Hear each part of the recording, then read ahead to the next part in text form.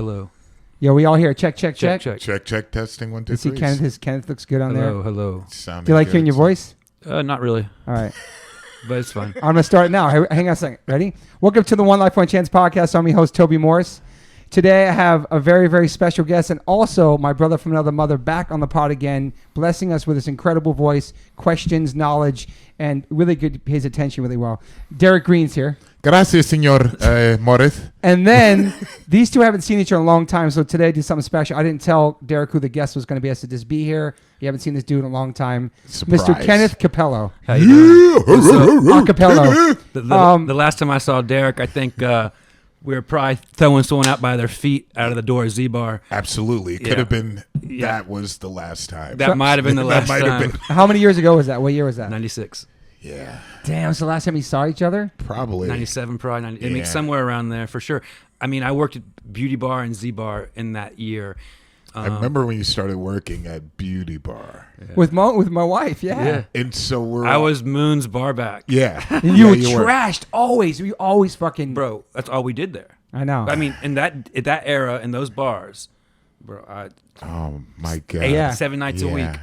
And I want to say, we worked and hard, this is a man. total compliment to Kenneth. Like, All the time. not saying he was an original hipster, but you had an ill style that people rock now that weren't rocking back then. I don't know what it was, like your hairstyles, the clothes I swear to God, mad props, because you always had your own look. I appreciate that. You really did, man. I appreciate that. I remember it still clear to this day. That's when I was like, I don't know if it was corduroys or bell bottoms or button ups or a mullet. I don't know. He had all kinds I mean, of when shit. you told me now he's yoked. I was like, now Kenny's yoked. I don't he's know. like hard. I don't know like, if yoke's the right word. well, crossfitting and shit and all that No, stuff. I quit doing that. My back said bye bye. Yeah, the back Really? of, back of anatomy. Yeah, but you know, I've always been like clothes. Like we're all like, man, even in like, skateboarding. Yeah.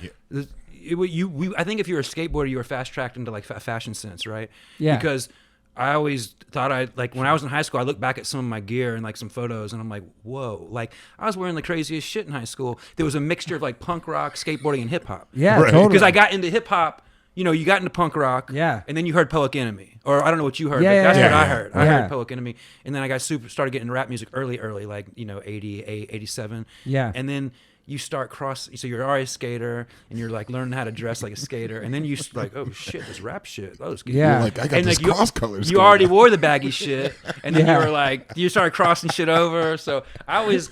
Wearing it backwards and shit, crisscross. Stop. Right. So you were born and raised in Texas. I was born in Miami. Oh but shit! Oh, snap. I didn't know that. No one knows did that. not know that. Because I bet I didn't grow up there. I mean, I thought you were straight from Texas. Because when you came to New I'm York, you had an accent. I'm straight from Texas. All right, Texas all right, Tech. all But right. I grew up, I was born in Miami, grew up in Houston and Beaumont. Oh, Houston. Okay. In Beaumont. Okay. Beaumont's All a real dump. right. Okay. Yeah, it's a real So how long did you live in Miami for? Just probably like 4 days. so you can't claim Miami really, but yeah. No. Damn, 4 days. Yeah. So then grow up in Texas. Like how was that? I don't Uh, know anybody that grew up in Texas that I know. Really? Besides him. Who do you know from Texas? Stop. Right Come now. on. DRI. No, but like a homie. they left quick though. No, They but went like to a homie, SF. like a friend, like we know. Who grew up in Texas? Yeah. That you know? Probably.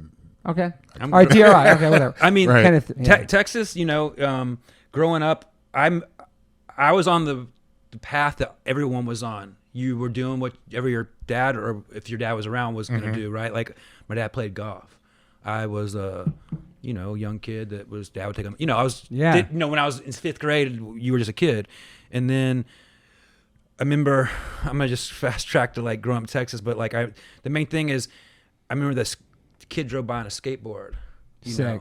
little banana board, right? And then it was a wrap. It's just how skateboarding goes. And, Yeah, we yeah. all know this story, right? Like you could actually, it's crazy. Like I didn't know you could skate like you can skate Right. until Me- like the past 5 years when I was on your Instagram page, like, well, goddamn. Like, Me either. Thank I had you, no man. idea until I Dude, came out here and I skating. saw him at the ramp and he's like, I got some skills. but And like I was skating really? old school style, but like with skills from that era. Like, Right. you know what I mean? Like Carrying over. like doing Yeah. hand Thank you. plants and fucking like Yeah. He's legit. He's airs legit. off the coping. I'm like, well, shit. Like I'm scared to drop in on a ramp. Yeah. Were you a street skater back then? That's what it was? Yeah. So basically, I was living in Houston, Texas, probably listening to like AHA or some shit. And, like whatever's on MTV, and I don't know. I just remember like this kid in the neighborhood had a skateboard, and I think the first time I got on, I was on my butt, like whatever. I just was fucking around with it, and then, you start TikToking around, and then you can't stop. And then so Mom went to Walmart and got me that Veriflex. I had a Veriflex too. I had one too. With the dome on it and the nose and all that shit. And Damn. and it was like literally that was a wrap. Like it's like any plans y'all have for me, like to be like a straight, like whatever, like we're gonna go to church. I'm gonna go 9 to 5. Productive member of society. Any thought anyone had for me to member of society, that was skate. Some people grab skateboards and they fall out of it. It was a wrap. Like I got the Veriflex, then it was the Mark Gonzalez, and then then there's the skate shop right at the spot in the neighborhood, and you want to get that new like some corny T-shirt that wasn't even like Town and Country shirt or something. So Mom DC. takes you to the skate shop, and then OP. Yeah, OP, straight up. Ocean Pacific. Buy me OP. Oh, shit. That was the shit. Get the shit. Get me expensive. But then you go up to that skate shop, and you're like, and you start going up there alone. And you're like, yo, who are these dirty looking dudes? Yeah. And what is this music I hear? Yeah. And then so you chill at the skate shop watching the videos. Yeah. Right? Oh yeah. Remember that when Chris Miller hung up at that pool, in that pool? Oh yeah. I just remember that video from that stuff. But Chris Miller, underrated. Nobody talks about him. No one talks about Chris Miller. Incredible, man. Chris Miller. Yeah, I think no one talks about Chris. But I remember that skate shop was like, I like skateboarding. I'm wearing OP and Hobie, and I have like a weird haircut. Hobie. And then you're like, you start seeing these people with green hair, and like you're hearing this music, and then like, next thing you know, one of the older dudes like, yo, you want to come to this ramp in the woods, and then that's just either it's like that. I never. It took me, and like, if it wasn't for skateboarding, I wouldn't be a photographer. Wow. If it wasn't for skateboarding, I wouldn't think outside the box. Because skating led to punk led to free thinking. Yeah. It's all it's like, now like jocks can kick flip. The head quarterback can kick flip. We grew up in Texas, you getting your ass beat for skateboarding. Definitely. Yeah. It was the same for me in Ohio. In Cleveland. You're getting your ass beat. It was pretty much like any time out. Yeah. It wasn't popular. I was like, truck, fuck you. You get, some people yelling at the car, throwing shit out the truck. Totally. Damn. Yeah. You were fighting. Like it was always that kind of thing. I swung that board a few times. Wow. Yeah, for sure. And then I moved to Beaumont. So like in my formative, like, when you're getting into like 9th grade, 8th grade in Beaumont, it's a shithole town next to Louisiana. I lived in a place called Sour Lake for a while. Sour Lake. Real redneck shit. Like real, like not like dudes coming in the first period with their waders on, like from the farm, Wow. And like, so like I had I was a skater. Like I was wearing like Black Flag t-shirts and like had like bangs and like That's tight. I had to put them up sometimes. Like, you had to adapt. Like it was just like, you learn quick that like, you're different from people, and people don't like the way different people look. It terrifies them. Terrifies people. Yeah. Same thing with race, but you think back, and I'm not making a comparison by any means, but people are gonna twist that. You're just talking yourself into a corner, my friend. Exactly. But you know what I'm saying? Like, Judge you by the way you look. You judged by the way Absolutely, you look. So in an early, coming from an early person or early, childhood, you understood what like that was like. Oh, people don't want to beat me up because I look different than you, and like it was whack, and that's not as much the case anymore. Yeah, with the internet, there's no subcultures are gone, right? Subcultures, like when we had subcultures, we had to find them. Yeah, you had your thing. Like you'd be really bummed out when your band sold out or whatever. Like but now the internet. Is there subcultures? I don't know. Yeah, I know what you're saying. And like even back then, did you find your tribe? Like as soon as you heard those dudes playing the music outside, there were skaters. You saw the guy skate by. Like as soon as it's just a connection. No matter what, you find people like minded. But it felt so like exciting. Like I remember like. So I got into like, I started hanging out with these like, just different looking cats that trying to figure out what this was. What is this punk rock? What is it? And then like, I remember I met this kid in Beaumont. I don't remember where I met him, but I remember him handing me a cassette, and on one side it had "Standing on the Beach" by The Cure. Sick. And on the other side it had "Nevermind the Bollocks." And he gave me that tape, and that year it was right around probably like License to Ill, like that kind of thing. What else was going on? License to Ill, like Simple Minds, Def Leppard, Hysteria, or something. It's all the stuff I just played before coming here. Yeah. And I remember that tape. I remember that tape getting passed to me. I still remember what it looks like. And I remember I listened to it all day, every day. Right. And I remember that Christmas I asked for Suicidal Tendencies, the Suicidal, Dead Kennedys, Give Me a Convenience. Damn. And I asked for like a few other ones. And I remember like my mom was like a Sunday school teacher. Oh, Wow. And like, but she was always like down with me. Like she pierced my ears for me, Super open-minded. Yeah, pretty open. Well, yeah, for the most part. But yeah, she bought me all those records, which was, now I think back, it's pretty impressive. Like Yeah, your mom's man. like a full Southern Baptist Christian. Wow. And like I had fully like rejected all that. Once I was old enough to be like, nah, like I was like, I'm good on that. I'm yeah. good on all that. But she was cool enough to like buy me a record that says Suicidal Tendencies or like the Dead Kennedys or like, these are all like very Bad Religion's a big yeah, one. crazy names, Yeah. And remember, I always think about like, man, like remember I put that Suicidal Tendencies record on, and that intro is pretty wild. And I'm really thinking about like, damn, my parents were sitting in the living room, hearing that come out of my bedroom. I shot Reagan, or like, all this crazy shit, and yeah, they were seemingly open-minded, but I always, attribute everything I do, because a lot of kids don't understand it, is like skateboarding. Skateboarding led to punk led to free thinking, and free thinking led to where I'm at now. Yeah. Could gone totally different. If that skateboard didn't come down the street and I was decent at golf, I could be wearing like a visor somewhere in Texas right now, like voted for Trump. I don't know. Like it could be in a whole different like ball game. Absolutely. And I just think like, I always explain to people like how important skateboarding was, not only for like someone like us or me or people that were into it at the era we were into it, but also like, man, look at the fashion right now. Skateboarding. Thanks skateboarding. Totally. Thanks. Not everything, but like, like especially in like a lot.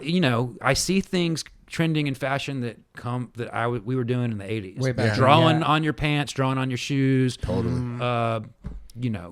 Fuck. Even like those suicidal shirts they're writing on shirts I was- on the Oh, yeah. album, and Bro, That was so common. I you know, made it's funny. one of those suicidal shirts. Hell Right, yeah, no, everybody did, I used think, to you draw know. on my grip tape because of Mark Gonzalez. I used to Right, cut, yeah, I mean, I cut yes. my high tops into low tops, and I was like, "What the fuck are you doing?" I just bought those, and I was like, "Well, Mark Gonzalez did it, like Yeah, he who the cut- hell's that? Like, yeah, who's that?" I don't know who this Mark Gonzalez is, but I'll be cutting up your clothes we Yeah. just bought you. Were your parents strict at all about religion and stuff? Or were you forced to go to church and do all that Yeah, stuff? until I was old enough to say "fuck you." Like what age is Wow. that? What age you say "fuck you"? Well, the funny thing is, so my mom was like a Southern Baptist, like from Alabama, Bama. Montgomery. Wow. Yeah, the heavy, And my dad was Italian from South Philly. Wow. Hey. So he was a Catholic. I like going to church with him. Because we'd walk in, if it was crowded, we walked out, went to the golf course. He'd be like, "Whoop, don't tell your mom." Right. But generally speaking, I went to church on Sunday, Wednesday, vacation Bible school, church camp, you name it. Catechism. Church camp. Wow. But guess what? My mom, they never made me get baptized. They said, Okay. "You get baptized Wow. when you feel." Really? No. They didn't force you as a But she didn't. She was like, youngster. "When you feel That's amazing. like you're ready." Okay. I never got baptized, and I was pretty not interested. Like she would pinch me at church because I'd always be trying to fall asleep and shit. Damn. And but it was heavy. I was always falling asleep. I couldn't Me deal too. with My it. was mom a made me sim- go too. I can't tell you shit about the Bible straight up. And I went to church a lot. Me It's like too. I can't tell you a damn thing. Were you altar boy? Altar boy. Do you do it's a first communion? Baptist. I didn't do any of that shit. Okay, okay. 'Cause that's Oh, not- you're going I to did all both that. churches. Catechism, I did all yeah, that. I'm Catholic kids Catholic. do some crazy Yeah, stuff. the Catholic thing I only went a few times, and if I had to choose, I would have chose that because it was 45 minutes, not 3.5 fucking hours. Damn. Because Yeah. Southern Baptist, it was like 3 hours of people crying, getting I know, saved, man. all this crazy shit. I know, And man. I'm just looking around like, is this for real? But I was also listening to Jello Biafra, starting to listen to like the preachers of someone like Jello Biafra and being like, this is all bullshit. Isn't that crazy? Like you're just connecting to somebody that age, like some other adult, and like he's telling you shit that you gotta listen to that than your parents. That's happened to us. It was the timing with all that, Someone asked me recently, like, yo, who are your idols? Like, if you had to see who's your idol. And I'm like, bro, I have no idea. But like, the only thing I could come up with was like, Jello Biafra and Chuck D. Yeah. And they're like, why? And I was like, because there's a dudes at a very formative point in my life where big decisions, how you think or what you're drawn to, and you made, those are the guys I gravitated towards, and that's the way I want to live. The way they think, for the most part, is the way I live my life. Those are great too, man. You know, like, like, you know, Chuck D, I still like follow him on, listen to what he has to say. Public Enemy really, you know, I remember when I heard that record, and I remember like was like there was a Slayer sample on that record. Yeah, man. And I remember being like, "What the fuck? Channel Zero. What the fuck is this?" You know what I mean? And like, and then when it go, then I'm that white punk rock dude at those rap shows. Like I was that one. There was like 3 of us at those shows. Like us, you know, like So it's true though. I mean, Yeah. at that time period, a lot of people don't realize that it wasn't being played on the radio. They were terrified to play stuff like Public Enemy on the radio because it was so powerful. Yeah, and it had that impact. Yes, you would hear like, I'm trying to think the first rap song I heard on the radio, and it's probably it's either Slick Rick or that. What was the that Orange Juice Jones? That was an R&B song. Orange Juice Jones. Standing in the Rains. Remember that song? Yeah, that was a big one. Standing in the rain. But I remember there was rap music on the radio, but it wasn't that rap music. No, it was not anything like and then when you heard NWA, oh yeah, you're then like, it was just like, oh fuck, what's this shit? Yeah, You're like, game changer. And then like I went through a crazy stage in high school because I was like, I don't know what got me into it, but like I was gravitating toward anything that was different. And so I remember like in 1990, you know, I was dressing like a native tongue dude, basically. Like I was a skater, but I was wearing like beads and shit, and like Quest, docks, Taylor, but like with like Younger Brothers. You weren't wearing like moccasins or anything. No. But there were these 2 kids in my high school that were from peace hip hop. They were from Harlem. Okay. They were Puerto Rican kids that I didn't know what a Puerto Rican was then. Right. We in had Texas. We didn't have Puerto Rican. Yeah. And they would do this like they were into that battle dance stuff. And they were from New York, and I met them in my school because I would see them in the hall, and I'd be like, "Yo, who the fuck are like purple jabots, big the Jabots, I used to rock twist Jabots. dreads, little dreads, and like platform shoes, and like I was like, what kind of? And they were like rocking like Twin Hype. Remember Twin Hype? They make that hip hop house shit, and they were like really into like battle dancing. So like I started going to like the hip hop clubs with those kids and like watching them battle dance and learning how to dance with them. Snap. Sick. But I was super still like Snap, that was a song too. but I was still like Kid and Play into punk rock, you know. Yeah. But like Yo MTV Raps, like I'm sure Game changer, every day you come home, and you'd be like, yeah. Yo, these dudes are badass looking. Like, what, you know, you would see. And now like all hip hop looks like that. Well, the newer stuff, but when our era of hip hop, even way after even the mid 2000s, like when you would see kids that were like pushing different looks, like with like funky like bleach dreads or something, you'd be like, yo, who's that? Like Divine Styler, even way back in LA, his crew looked wild, like for that era, you know. Freestyle Fellowship, they didn't X-Clan. I used to another level, man. X-Clan, I used to see them. I used to see what's his name, the main dude in Fort Greene. 94 when I moved to New York. Wow. I'd see him walking around like, X-Clan was wild. Like I had some X-Clan records, but I was all into that. I was into Paris.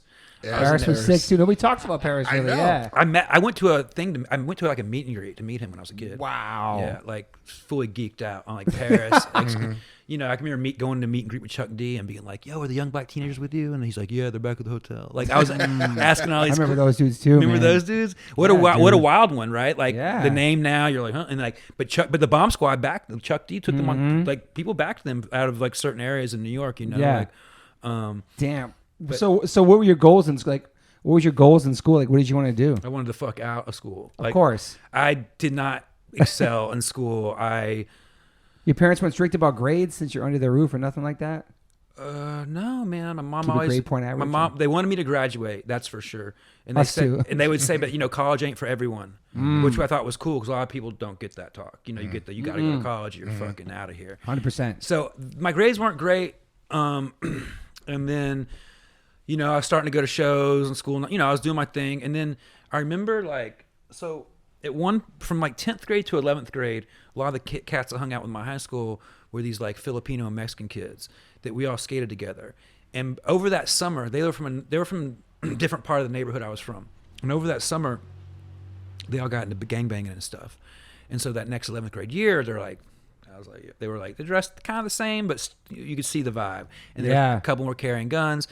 And it was a thing, but I got fucked with a lot. So they had my back always. Yeah. And they were always my people, regardless. We used to skate and shit.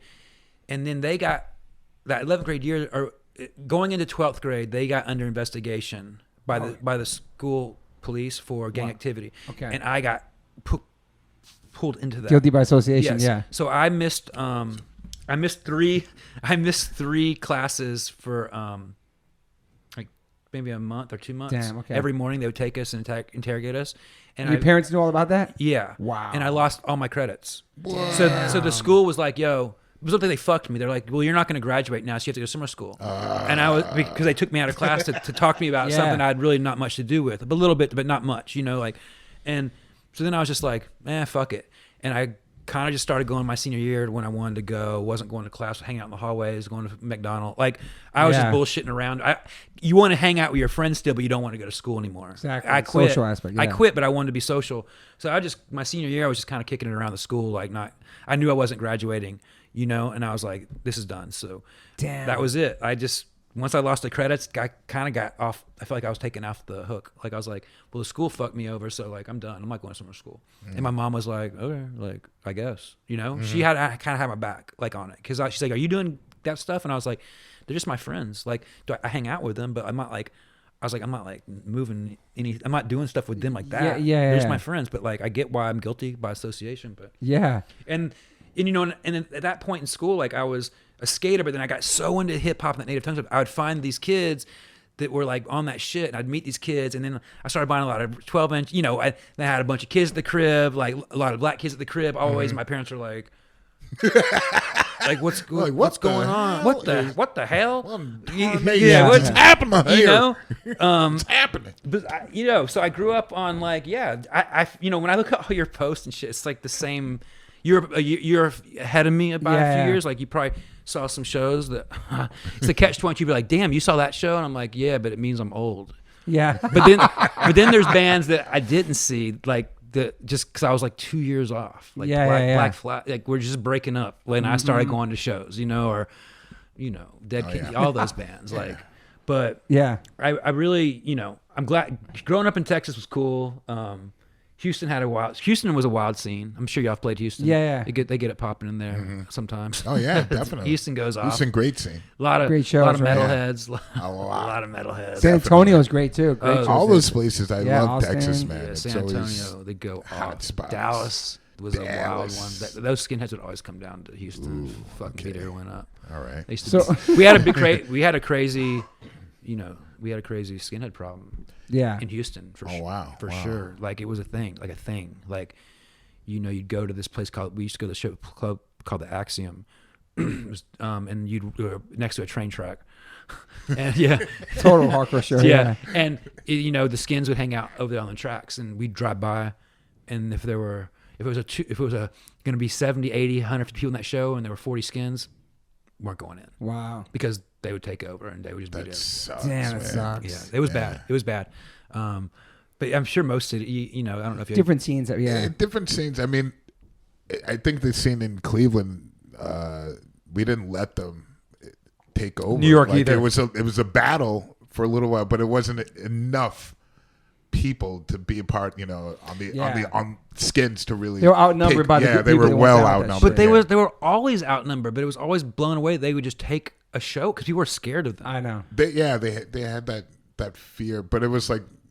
I mean, I just knew that we were like, hell no, like, fuck these motherfuckers. Yeah. Like, it was just raging, like, just planning, like, okay, can't wait till we see some there. Dude. I mean, we were some bad kids. No, anytime. I mean, you had to. So this is a crazy story. There was a girl that I went to high school with that was a Confederate hammer skin, or she was a skin, and we sat next to her in art class, and obviously she wasn't born a skinhead. I think she was a goth or punk chick that turned into a skinhead based on a boyfriend. And as she got deeper into it, we would talk about. I'd be wearing a Public Enemy shirt, and she'd have a Chelsea cut, and she'd be like, "Why do you blah blah, blah hang out like blah, blah blah?" And I'd be like, "Yeah, but we'd have these conversations." And she lived down the block from me, and then she'd see me at shows, and she would literally be like, should I go up and tell like whatever the head skinhead's name is that you're a traitor? And I'd be like, dude, I'd be like, shut up. I was like, don't. Like, I'm just trying to watch the show. And she'd be like, she'd always just fuck with me. And then like I started hanging out with some of the sharps on the north side of Houston, because we had a weird little straight edge scene that popped up in Houston. What the record label was called? I remember I asked you not long ago if you knew that band. Yeah. But we had a group called Refuse to Fall. Were you straight edge back then? It was weird. When you discover straight edge, you're trying to understand it, right? And you want to be part of something. And I do remember being straight edge. I remember X's on my hands at some point. Get the New York hardcore the way it is comp. You get fucking psyched. And then, but then you're listening to like the Butthole Surfers too, and you're like, but wait, is this? So this is talking about this, and these dudes are talking about the complete opposite. Yeah. So which one am I gonna be more into? Listen to the Meat Men. Yeah, right, God, right. yeah. But I remember just like going to, if 7 Seconds were playing or if Social Distortion was playing, someone was getting beat up. Wow. Because the skins would really come out for those. I mean, they were 7 seconds. They would come out skinheads. They would in Texas. I saw my friend get so thrown through a weird. car windshield on a 7 Second show. Meanwhile, they're singing about Walk Together, Rock I Together, know. trying to make Dude, you see they a better would place. they would Sieg Heil at Ian. That's what I Yeah, don't. I never Fugazi understood played. these idiots. You know, they were going to shows where they're completely talking about. Yeah. It was the same in like Detroit and stuff. I would see shows like All. And I was like, why are there skinheads here? They would. You know, like, I remember seeing a Fugazi show, and there was like so many skinheads in the front, Sieg Highland, and Ian like stopped the show and was like, "What?" they were going to incite shit. And he was like, "What does this mean?" Like just fucking with them. Right, like, right. what do you like? I remember like a Guar. I mean, I remember Guar shows being but it out makes of sense control. now because they just wanted to They incite just wanted shit. to incite shit. They just wanted to fucking slam dance Who's and gonna beat people up and Right. But it was a thing. Like it was a thing. Like I remember some crazy shit. Like, guns being like my friend pulling a gun and like I'm in the passenger seat and the gun's like he's about to spray out the window. Like, and you think about this shit now and you're like, oh, that's how I could have gone to prison. Yeah. Very easily. That was the end of my life. Yeah. Right. That's accessory. Like I didn't. I was in the passenger seat, but if he would have pulled that trigger, change your life. it was at a Social Distortion show. Yeah. And we all got beat up, and like we drove down the block, and there they were. And my buddy's cousin was a little more redneck than us, and he was like, "Yo, pop that glove box." And I opened the glove box. He grabs a Glock and points it across me out the window, and I'm just like, it's like a movie and shit. like, but the skinhead thing was a thing, and like I remember having to fight a fair amount, like for taking up for like or with the sharps or taking up with the sharps, or it definitely happened, and it definitely happened, but they were scary in like any scene, we like even like I don't in New York probably wasn't as this white power wasn't a thing, but it was a whole nother thing there. Yeah. Did you so when you get out of school, what are you doing now? So you barely make it out of school. So what are you doing? I barely make it out, man. Like I didn't make it out. I just went through my senior year, and then were you taking photos back then? Doing anything art? Yeah, man. My dad gave me a fucking camera. My aunt was murdered in like the mid '80s. Wow. And he gave me her camera.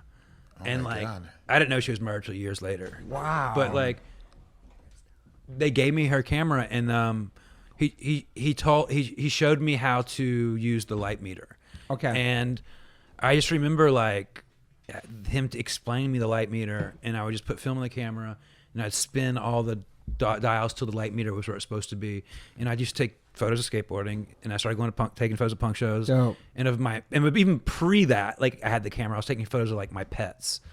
So it went from like pets and stuffed animals to like skateboarding to punk shows. Do you have those photos still from back then? Yeah, some of them. Yeah. Wow, that's I dope. do. And so my dad gave me a camera early on. Didn't really know. Just thought it was fun. I remember my friends took photography in high school, and I used to see their prints at lunch. I'd be jealous, but I didn't. I don't know. It just never really was clicked. like. It wasn't like, yo, this is a thing you can do. It was just like I liked photos, and I would see like, oh, that's cool. And in high school, like I don't know, your high school, my high school, like all the goths, the metalheads, the punks, just the freaks all ate outside, hid their spot, and like they would always, I'd be seeing their photos, and I'd be like, that's cool. And then I moved to New York. No, so then I didn't make it out of high school, and I was really just going to shows at that point. I was going, you name it, like any shows. Yeah.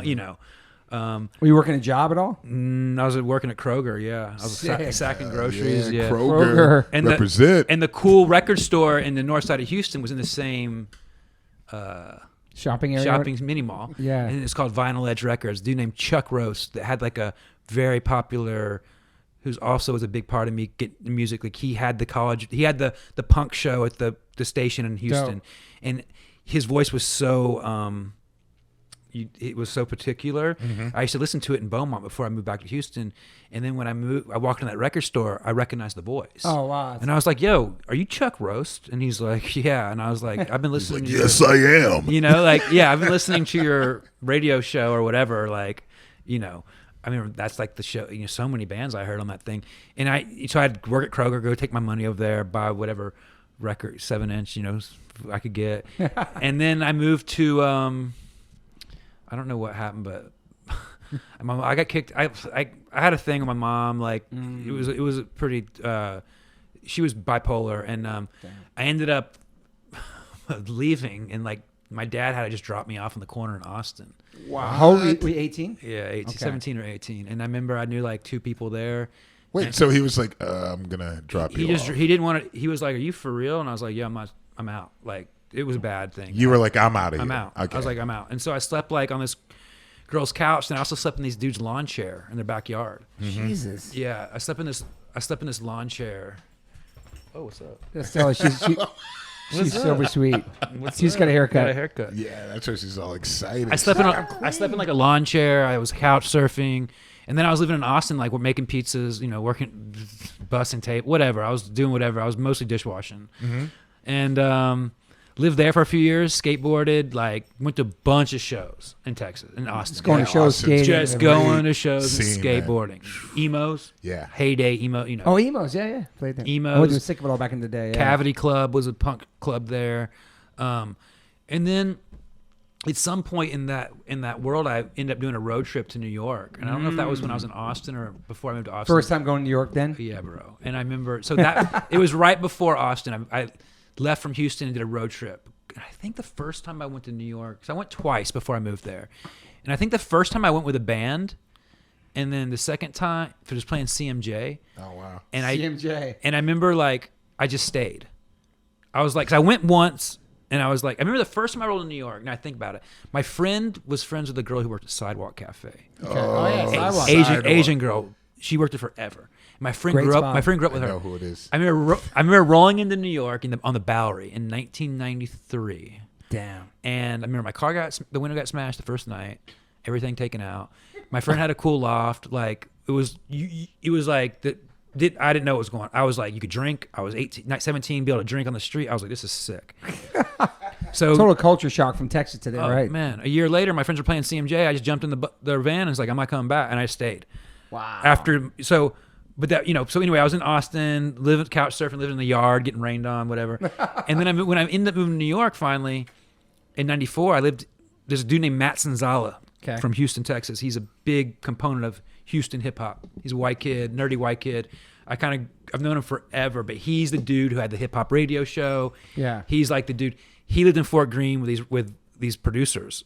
And he said, yeah, you sleep on my floor. So I ended up sleeping on his floor in Fort Greene, and he lived with these producers. And I'd come home from I was making cappuccinos somewhere. I'd come home and like Little Dap from Group Home would be on the couch. What? Or the Digwell Superstar. The Digwell Plants would be at the crib.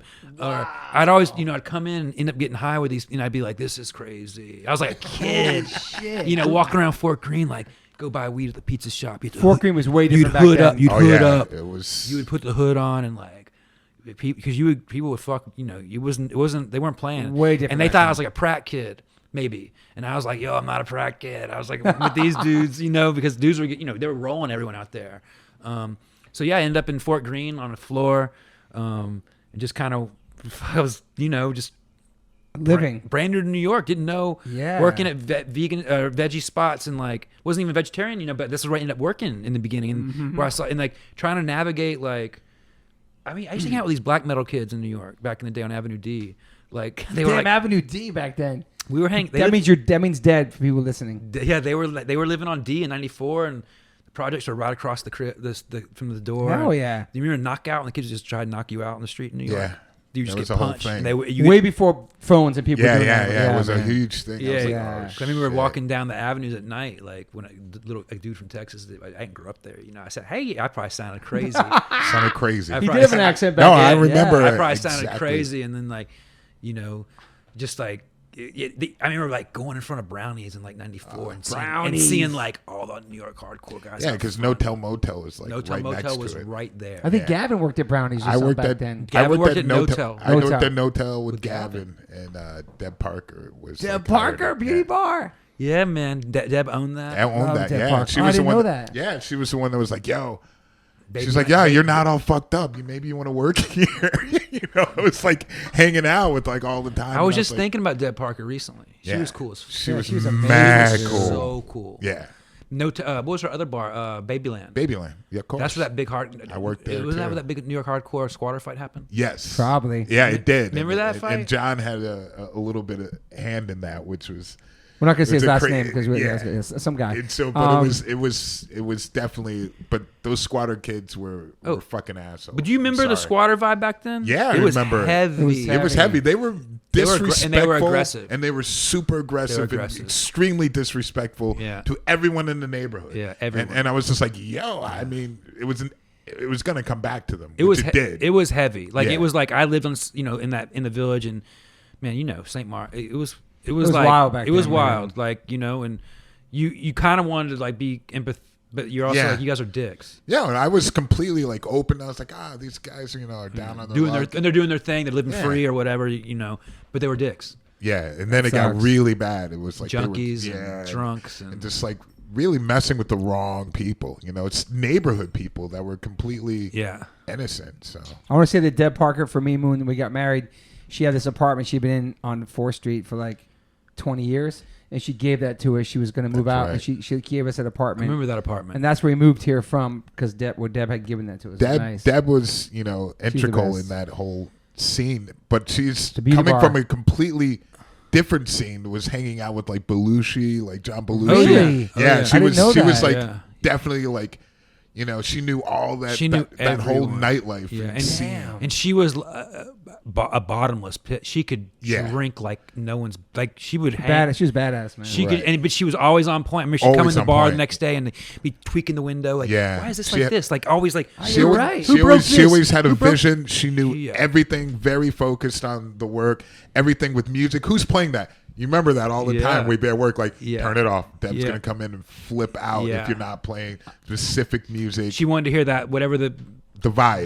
the Right. oldies and stuff. Right. And Paul, remember Paul? Yes, Paul was of chill, course. yeah. Paul was mad chill. He was cool, too. She was just like, I'm handling this, Yeah. and she She was handled boss lady. everything. I Everything. mean, she already had like her ideas, and then they just they took apart her ideas and like kind of put it all together, Yeah. Well, like, so many successful bars. Like, yeah, it was all her. I remember all she her. bought her crib like on Avenue D and gutted the whole building and lived in there. Remember Yeah. all 3 floors Yeah. before Yeah. anybody was buying shit Deb over was there. cool. I was thinking about her recently. I was like, wondering where she's at. Like, I didn't think Catskills, I think. wasn't Yeah. she dating Elio way back in the day? Way back. You know the tattoo artist? Yeah, I remember. You tattooed me. With about- glasses. Yeah, the glasses. Yep. That was When did you end up? When did you end up at Beauty Bar?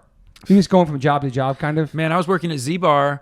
Yeah. What's it, Z Bar Or- first? oh, wait, no. I was at it Beauty was Bar Beauty first. Bar first. I was at Because I Beauty Bar remember first. when you got there, and I remember you had like, it was either Pompadour. like a pompadour. I had a pompadour. That's Pompadour. right. You had like tats up. Tattoos. You're like, hey, what's up, man? You're like, how you doing? You had like a southern accent, but it had a little bit, like, yeah, man, that's cool.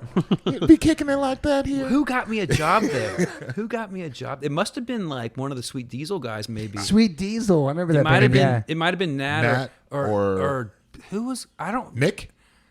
What's a bar back? Nick was too. It might have been. So one of those cats got me because I was hanging. I would. Big fan of Sweet Diesel. I Shout out was, to those because I guys. toured with those Love guys. I did like man. 3 tours with them, selling like their T-shirts. Wow. Love their And so I album, think man. they were good, man. They were great, man. They were like almost. Actually, I'm gonna listen. Underrated. To that shit. they were misplaced Let in me a write that. genre. I think so Absolutely. too. They were like in this Absolutely, New yeah. York hardcore billings. but Blackout they- put them out. Blackout Records. Yeah. but they weren't.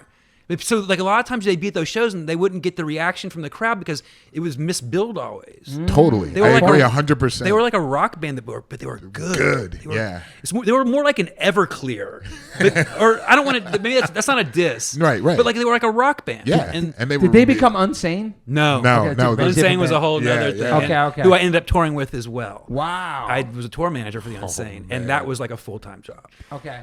Wow. So basically, I was working at the beauty bar, and with the Sweet Diesel Cats and like Dave from the Unsane, like it was all. Right, Dave was there, yeah. We were all there, and then like I was touring with the Sweet Diesel dudes on and off. It's super cool because I never fucking could play a fucking instrument really good. Ask you that. It was super cool because like obviously when you grow up this deep into music, Yeah. you want to be in a band. Totally. And like I played guitar, I wasn't good at it. I sang in a band, got kicked out.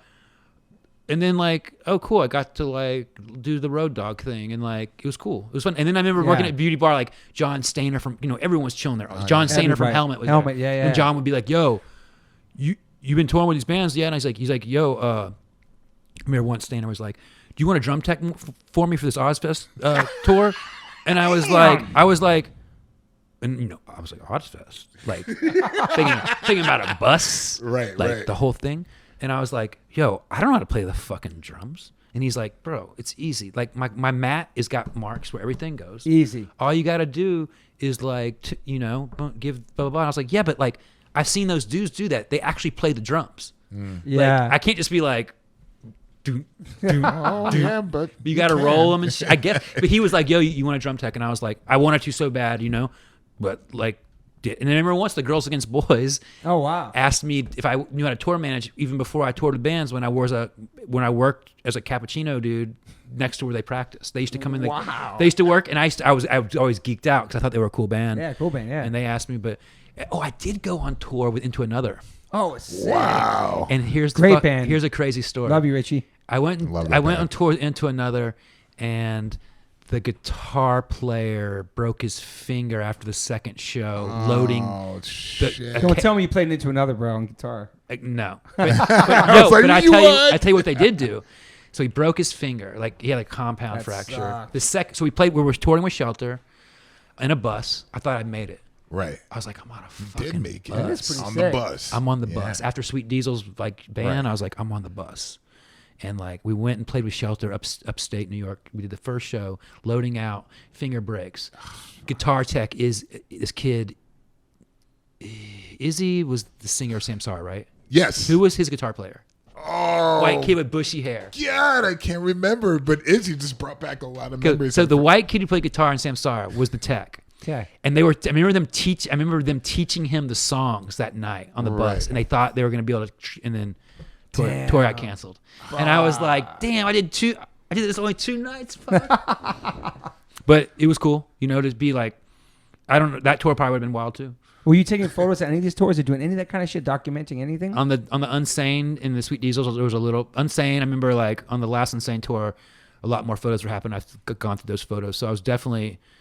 Because me and Vinny, Vinny the drummer who's in the Swans? Yeah, he was the old school. He was the responsible one. Yes, he was. I was just gonna say he's a chill. He was OG. He had a kid. He's been around. He was in the Swans. Yeah, he's been in the scene forever. He was 50 then, maybe. Yeah, he was pretty old. He was older then. Yeah, because I was always like, this dude's. But he always looked. He's super cool. He was always kind of jacked. And Yeah. like, I remember like me and him would share the hotel rooms on those Unsane tours because like Yeah. I partied hard, but Yeah. like they partied hard. I would see you waste that beauty bar working. Oh yeah, It was crazy. Everyone. Yeah. Oh, everyone. Pretty much by the end. Dude. I mean, it was long nights, man. I mean, we days. days. Coming and then there was like after always after the after, parties. the after party Yeah. bars that they take where they flash the lights when the cops are in front. that Going to brownies, the Coke. Remember that Coke bar brownies? Yeah. Like buy brownies. It was like that pimp, Yes. that pimp brownie. You never went there, but No. but wow. it was like bad a stuff. black pimp with a cowboy hat named Brownie. Okay. That's where Brownie. That's where the punk club Brownie came from. I didn't know that. I didn't know And that. he had a Coke bar. I don't know what you say. I guess you can say that shit. It's like fucking gone. It was a Coke bar on. Damn. It was 12th Street. Might have been. I can't even remember. It was, That's it was around the crazy. corner. I wasn't doing blow, but I just remember going with like 1 million people afterwards. And you'd buy the Coke at the bar, and you'd chalk it up on the bar.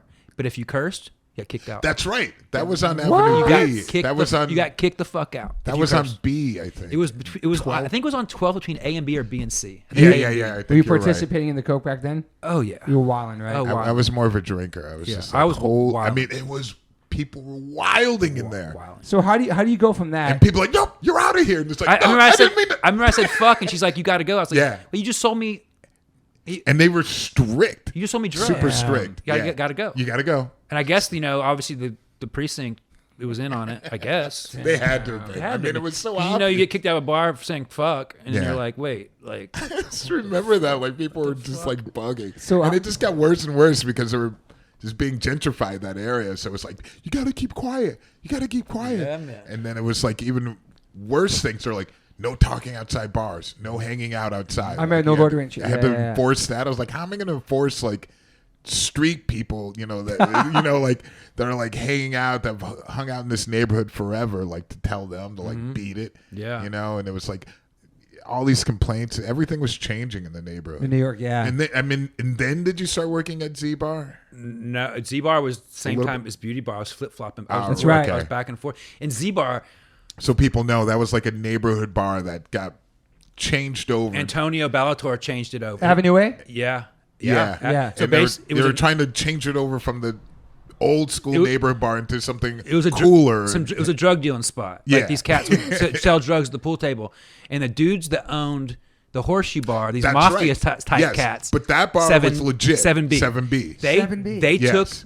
took that Over bar Z-Bar. and hired Antonio to do the thing to That's it. right. And those That's- guys are actually very cool. Are they?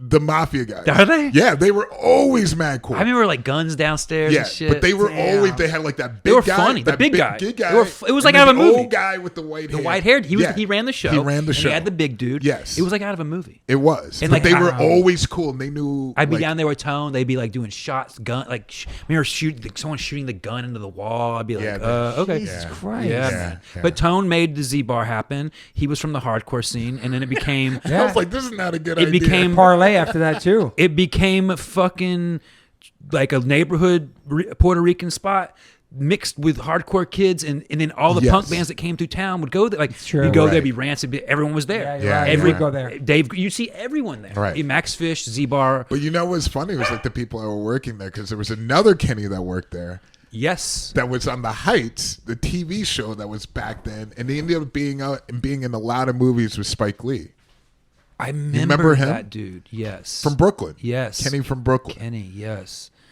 That Diane. Diane. Kenny, what was Tone's boy's name? The little dude. Oh God. Oh man, Nicole was Nikki Nikki. worked there as well. Diane had the shaved head. She was Yeah. she was in a band. Yeah. With Ronnie was her boy. Ronnie, The Dread. yes, The Dread Ronnie. It was a crazy all-star staff that we had to deal with. But Kenny, I remember, I haven't seen him since I've seen him in a lot of movies. You know, like he played the latest movie that I saw him in, where he played the cop in Clans, the movie that Spike Lee did. I can't even Black Klansman. Oh really? He played I, the cop. I can't even picture He's him. in Clockers too. The Z Bar was a trip, man. Yeah, I can't believe you don't remember Kenny. I don't man. remember him that well, but I remember getting my ass beaten there. I Right. remember like the crazy. It was every night, dude. It was in New York City. It was crazy. Were you that summer. night that we threw that dude out and we broke his jaw? I did that. Did you do that? Yeah, I thought did it was- that. I I thought came it was in the- on my off night, and then it was like, "Yo, we got." But someone needed. Did you knee him? No, I punched him in the jaw. Okay, but wait. I think it's a different fight. Oh, okay.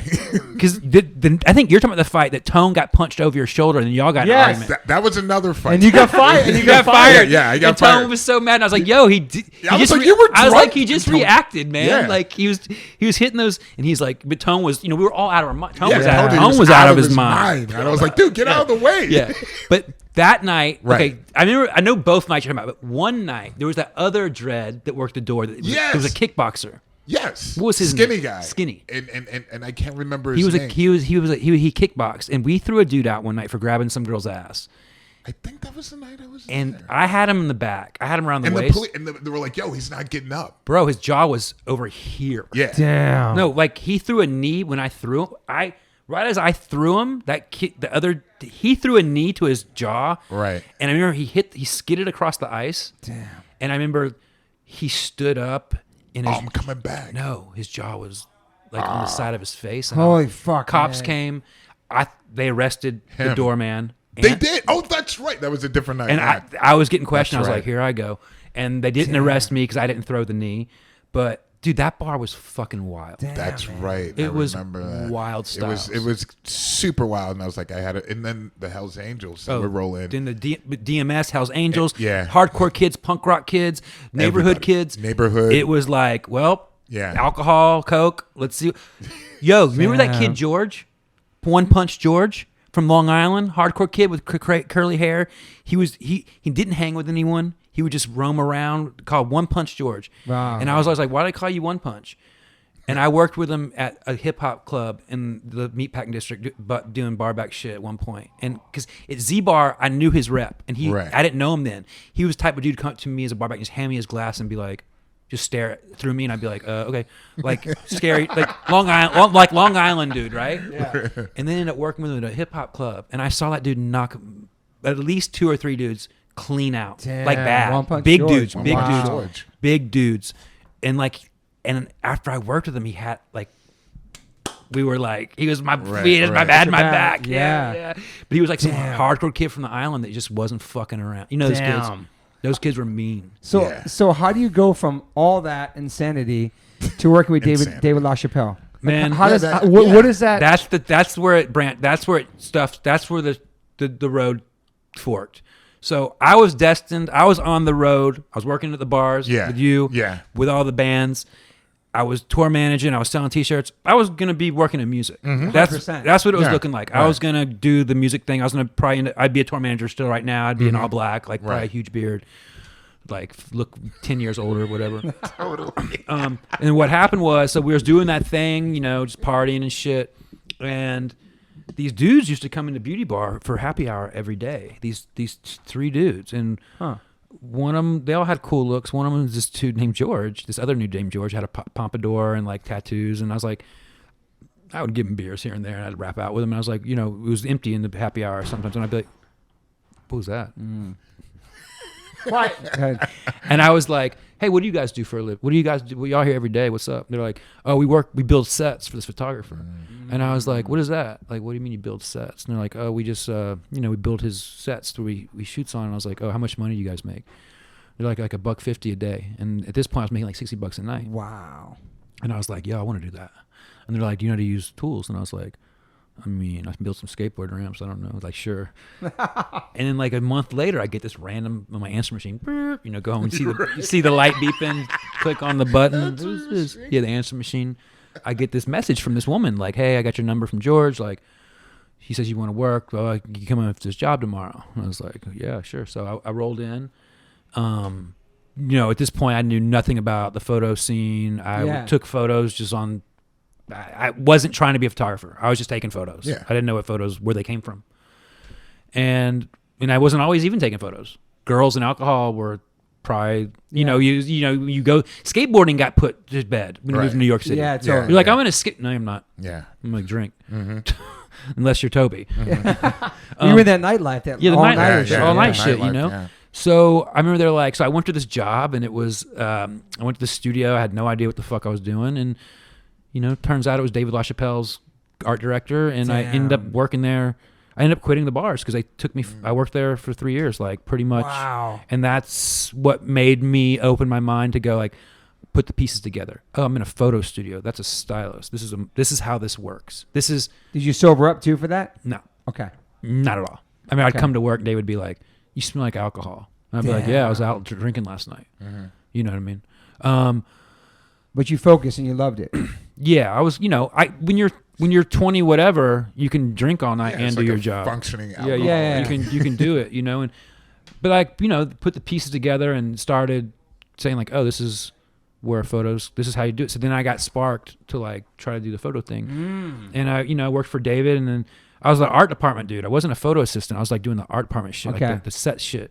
So then I met other set designers in New York, and I was sort of good at maybe being their assistant because I'd worked I went to the boot camp. David, like he's the set master. Like it was fucking crazy sets. Yeah. So then I started that's how I was making money, just doing props, assisting, do a little bit of PA work. I worked on Hype Williams videos back in the day as a production assistant. You've done a lot of videos. So many videos. Dude, I worked on. Man, I was an art dog on the Gangstar song for. What? Fuck! It wasn't Above the Clouds. It was The one with Jodeci. I don't remember It was which a album big that was. song. Okay. On the one that Above the Clouds was on, where Deck was on it. Expected Deck and RZA, remember? That was after Hard to Earn, though, right?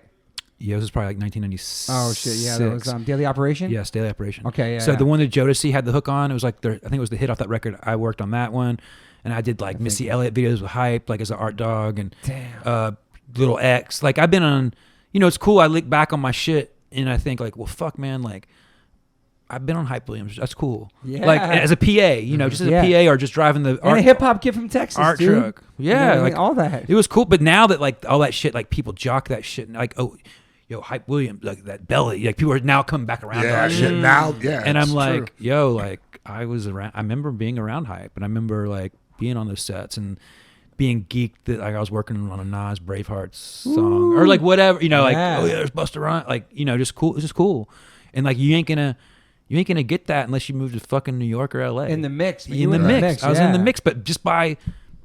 Now I didn't know anyone. I just was like navigating through like figuring it out, And then I realized like, I was PAing, I was doing I lived in a studio apartment with like a roommate, you know how it is, like on Delancey Street, like my bathroom was in the hallway.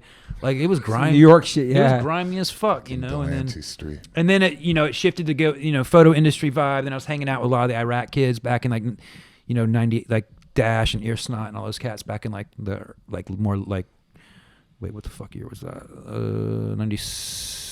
99, 2001 era. And yeah, just kind of. When do you first show David LaChapelle your photos and like, I want to do this too? Like, was that a weird conversation? Like, because that you were just working for him? Does he know that? Never. Did he see a skill in you or say that? Happened? Never showed him. Wow. Yeah, I was gonna say. Never showed You kept him. it quiet. That was. I mean, I didn't even know that's what I was doing. Yeah. I just knew like, oh shit.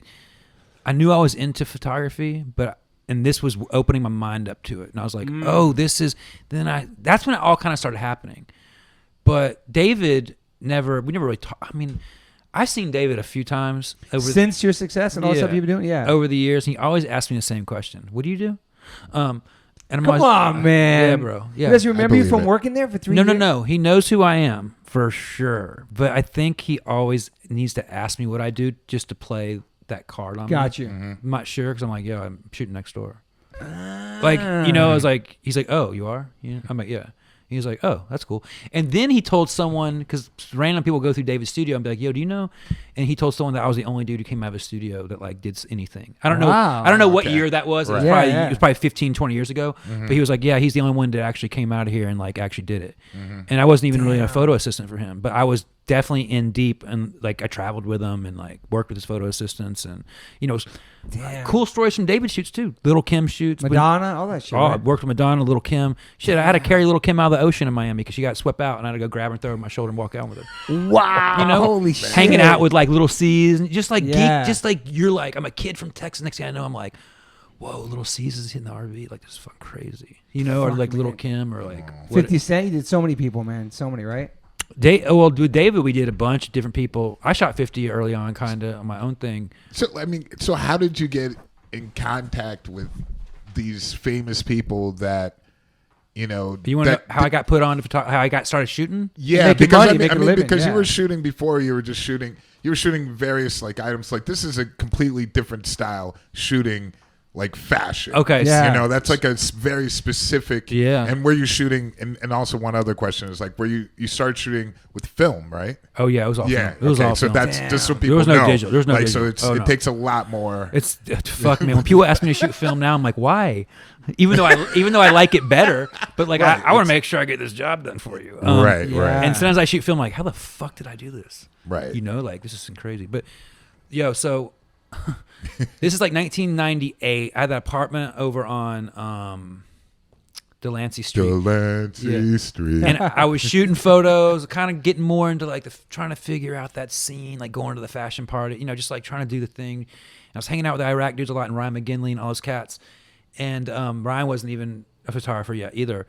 And so like in so then Alife opened on Orchard Street. Yeah. Remember Okay. that? Yeah. Like the first, we're like, streetwear. This is what this is. Yeah. Uh-huh. Derek's phone. Go ahead. And then, so Alife opened around the block, and they used to have wild parties there, like wild art openings and shit. and they were crazy. Like graph riders fighting out front, and like just a cool scene, like just like this crazy scene.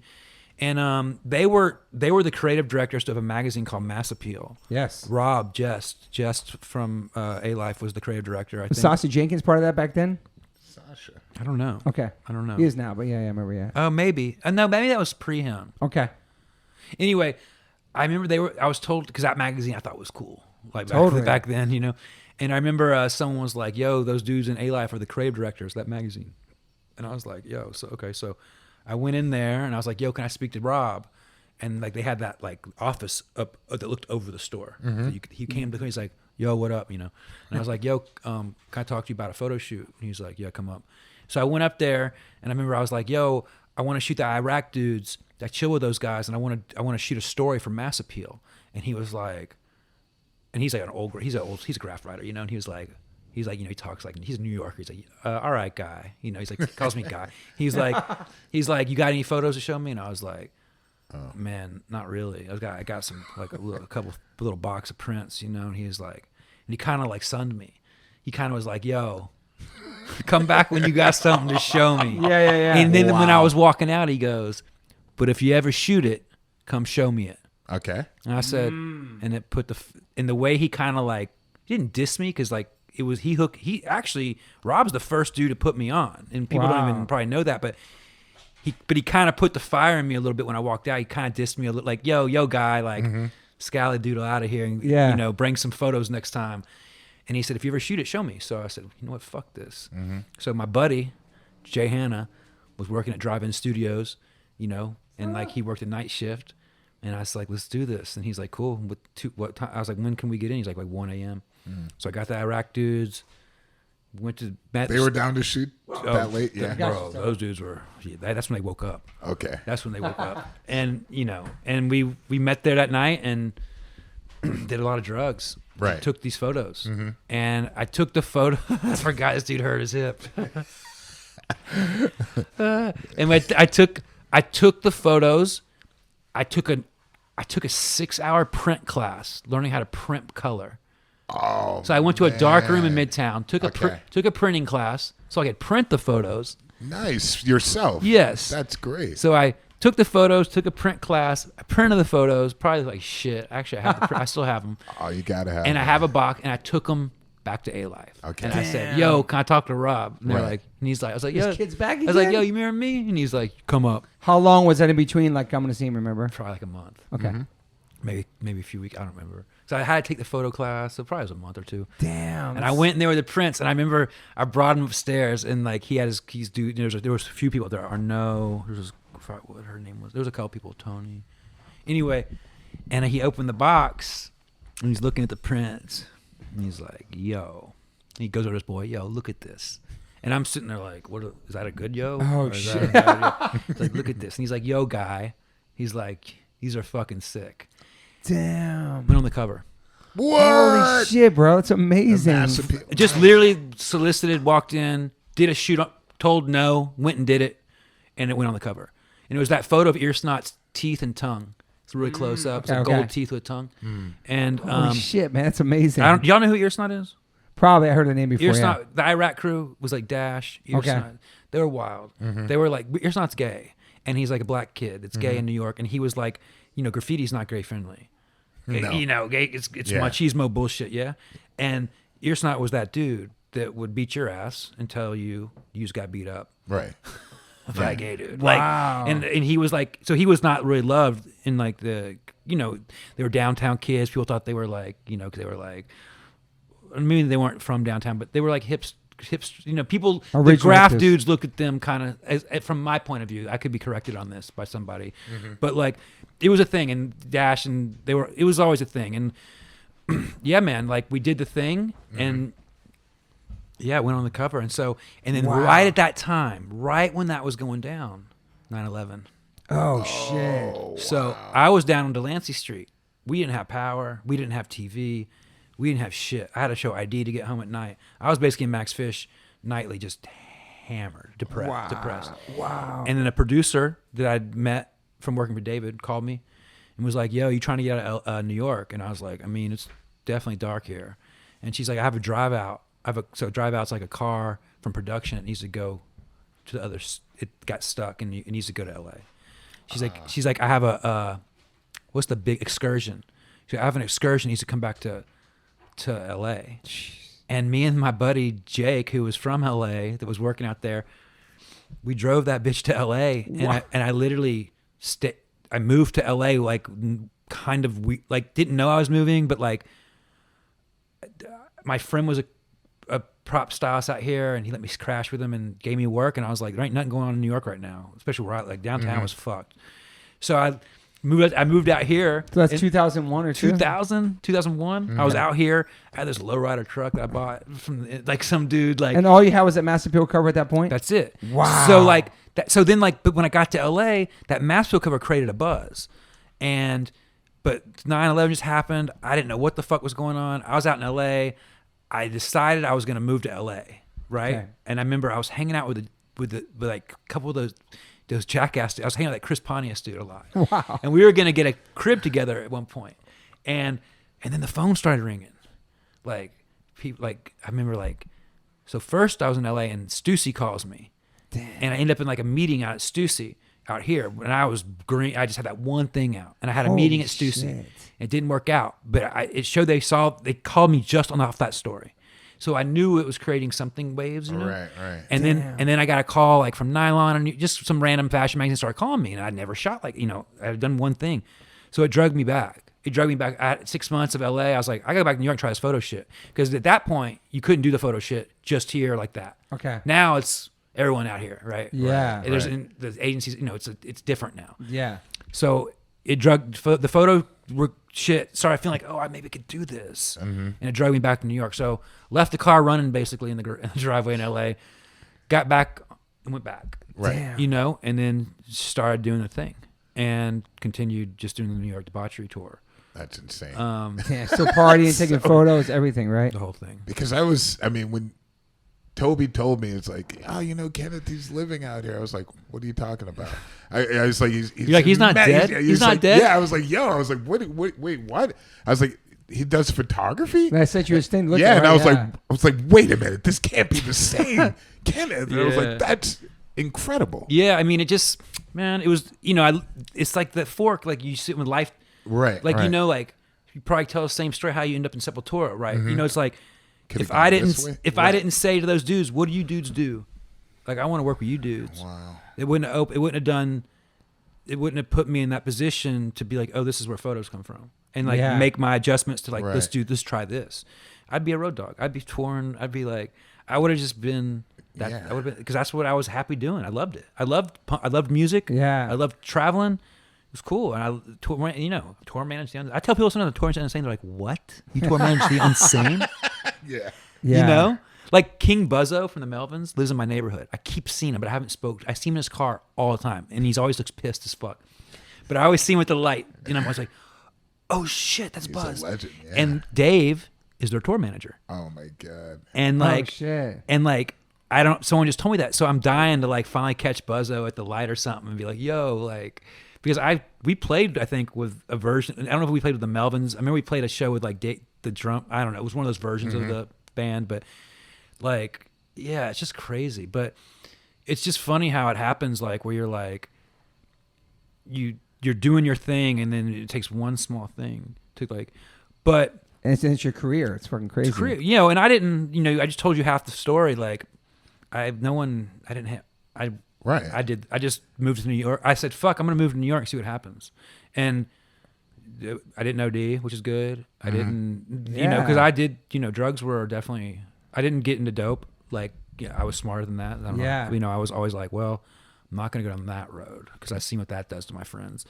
But definitely did a lot of, everything. Had some bad, pill, I don't want to say ODs, but like weird. Do you sober up when you started to take this professional career move with photography or no? No. Wow. I didn't sober up until, man, you're going to, I got really, like, at some point in New York, it was getting to be a lot. I was like, in my early 30s. Catches up with you, right? It started to catch up with me. And like, I don't know why I didn't have that. A lot of my friends were like, coke heads. Yeah. And I did a lot of coke. But I didn't have that thing. If you buy Coke, I'll do it. But I'm not going to go chasing the Coke guy. Right. You know, I was always like the dude that kind of was like, man, whatever. I don't have that gene. I don't know. Like, I can drink every night this week, and then I can not drink for 5 months and be cool with that. You know? But in about 2006, I think, you know, I started feeling depressed and beat up from partying. And a gym opened in my neighborhood, and I was really into MMA. And from afar, you know, I've been watching MMA for a long time, but in 2005 or 4, it started made it on Spike TV. Yeah, Spike TV. And I was like, oh shit, like I used to watch all these pay-per-view, you know, and something just switched where I was like, I want to learn how to fight and I want to like work out. And I remember I'd like go out with my buddy. So I do it. The New York Health and Racket Club had opened on Astor Place, down the block from my crib on St. Mark's. And I walked in there and I joined the gym and I said, I want a personal trainer. And I got a personal trainer, and he did jiu-jitsu, which is crazy. And we used to warm up, him showing me some jiu-jitsu, like beating me up basically, and then working out. And I started like putting on some muscle. Like, never lifted a weight in my life. Damn. And then I started going out with my friends. I didn't want to be hungover because I wanted to go to the gym next day. And I remember I'd go to like the Beatrice Inn and like drink a Red Bull, and I wasn't drinking. I would like go out to like see what's going on. But I remember I wouldn't drink all the time. And then I started like just cleaning it up and like but I was still drinking, but I was just making time for my gym routine, which is a step in the right direction. Totally. And then like the fight thing, like then I started training. Oh, this is before that. I trained Muay Thai with Gavin in '96. Wow. But so I already had a line on like wanting to train. Yeah. And I trained with Gavin in like a church basement with that. Remember the hardcore kid Ethan that used to work at Niagara? Of course. He trained there.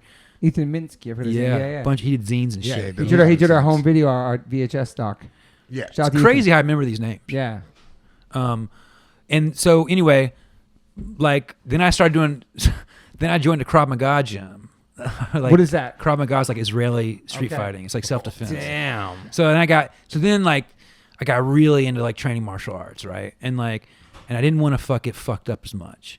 But I did, but I didn't. You know, I made a point to try to change, you know, my thing.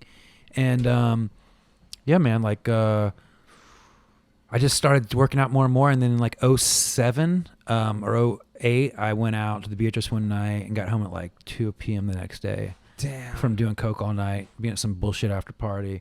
And I remember I was at the dog run with my dog that I still have, actually. It's insane. She's like 18. Wow. Like this like fucking 4-pound 18-year-old dog. It's insane. Looks like a fucking... Wow. I think that's a picture. Yeah. Just shits everywhere in my house now. Just lost all of its faculties. I remember being at the park at Tompkins that afternoon, high and drunk. Damn. Seeing everyone like drinking their coffee, like happy. And I remember being like, this is it. I got to go. It's time to go. Wow. I got to get out of here. And were you successful at that point with nothing, photography and stuff? I was doing... You making a living on it at that point? Yeah. Okay. For sure. This was like 07 or 08. Damn. I started shooting 01. Oh, yeah. I was doing... recession hits. I was definitely doing... So I was fucking depressed, and I was in that park, and I said, I got to go. This is it. And I literally came out to LA for a job. And I'd been coming out to LA for jobs. I remember I lived at the Standard for like a month at one point. Damn. And me and Jamie, my studio manager, who's been with me for 17 years, she's like, yeah, I think, you know, if I didn't have her in my life, it'd be a different story. Probably. Yeah.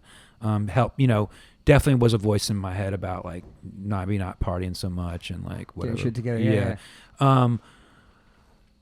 Yeah, for sure. She was like at that point, I didn't have, my family, you know, are gone. And so she was like a normal person in New York that I met randomly that wasn't in my scene so much, but was like from Chicago, but was like kind of normal, but lived in the Village. Yeah. Like, you know, she's like a copywriter, kind of helped with the magazine, yada, yada. Dope. And like, so we'd always weirdly keep in touch. She'd always check in on me.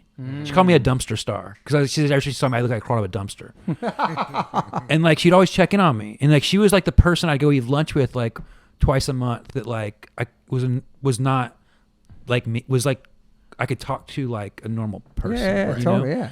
Anyway, she ended up working for me, and she still does. Wow. And we came out to LA for a job. and we spent a lot of time here. And I was like, man, the sun's always. I was like, this place is sick, and New York's I'm just getting fucked up. So I went on that next job to New York, to LA, and she had went home, and I went on Craigslist, and actually she was with me. Actually, never mind, she was with me. But I was leading the charge, like, yo, let's rent a house here. And it was during the recession, so rents were cheap as fuck. And I remember I was looking, and in New York, you remember back then, you got to get on your knees to get an apartment. Yeah. Like, you got hand an apartment. You got lucky. Like, you couldn't get an apartment being it's a hustle. It was a hustle. Yeah. So I come up to LA, I look in the Craigslist, I see a house for rent.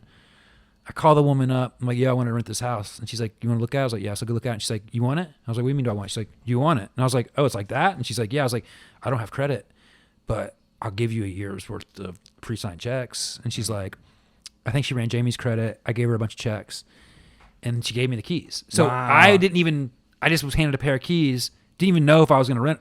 It was the first house I looked at, or the third house I looked at. Wow. And I said, well, shit, I got a house in LA. So I just kind of didn't go back. I just stayed in LA, and I remember I had nothing. I went and bought a mattress, whatever. I went and got a TV, just slowly started furnishing the place, and people were like, where's Kenneth at? Oh, he's in LA, I don't know what he's doing. And I just kind of stayed, and then, I'd go back to New York if I had to, and then slowly I was bi-coastal, into the bi-coastal thing, telling everyone, I'm bi-coastal, whatever. And then you know how it goes. Yeah. You're like, what the fuck am I doing here? I'm out.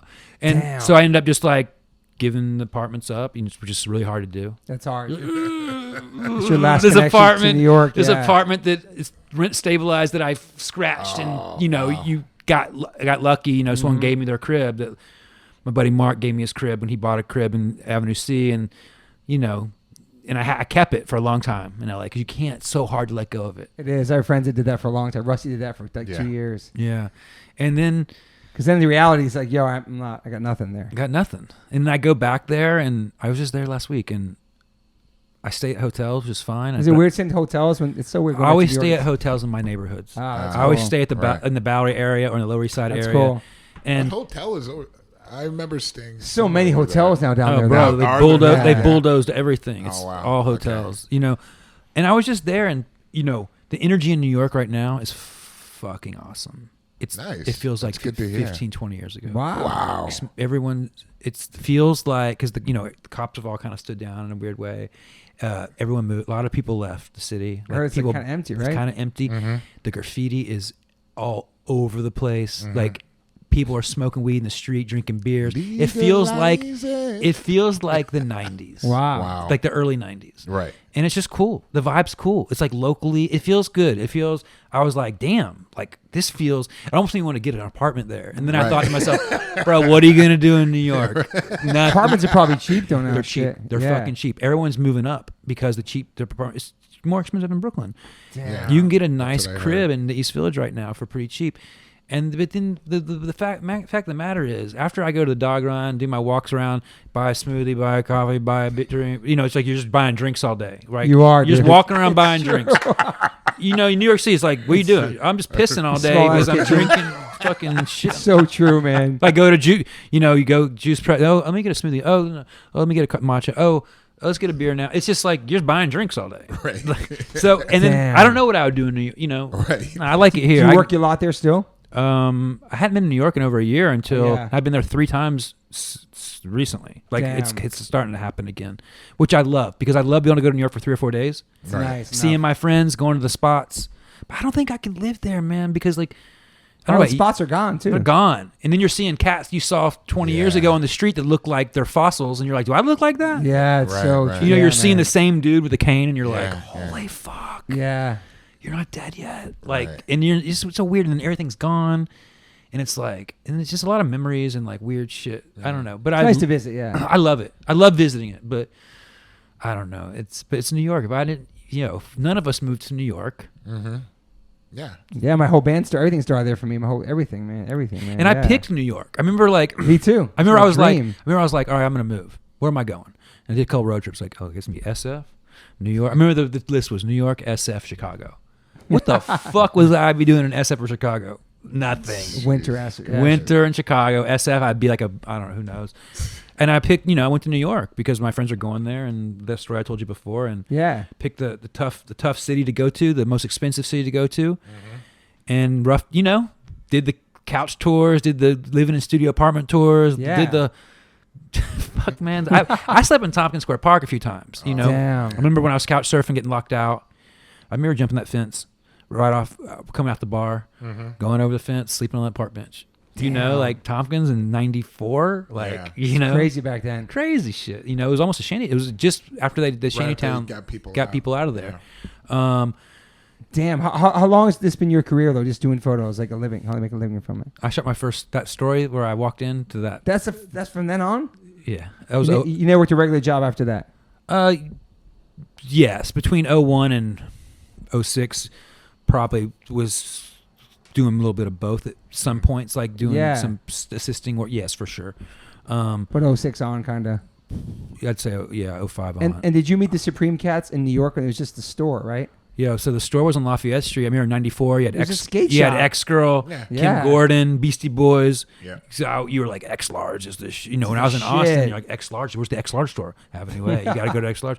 Then you go to X-Girl, and there's that Supreme place, and you're like, what's this place? And you could go in there, you get vibed out of the store. Yeah. Because they're just like hard rocking you. I know. It's so true. Remember These that people back, are very mean. remember that back in the day? Back then, it was like I totally remember. It was cliquish, right? They would It was extremely clicky. I was already at like Fat Farm. I was like, come on now. Yeah. Like, what's up with you this? had like a tie beanie on. I was like working at Fat Farm, like managing. And I remember the Supreme Sock kids. hat, I remember 555 talking Soul like, Sock. those kids are like, they're wild. They're wild. Like, I remember I went in there a few times and got the third degree or whatever, whatever, did the Supreme thing. But how'd you end up taking the Tyson shirt, Jules Santana? I think you did the NaS one, the Ghost Ray.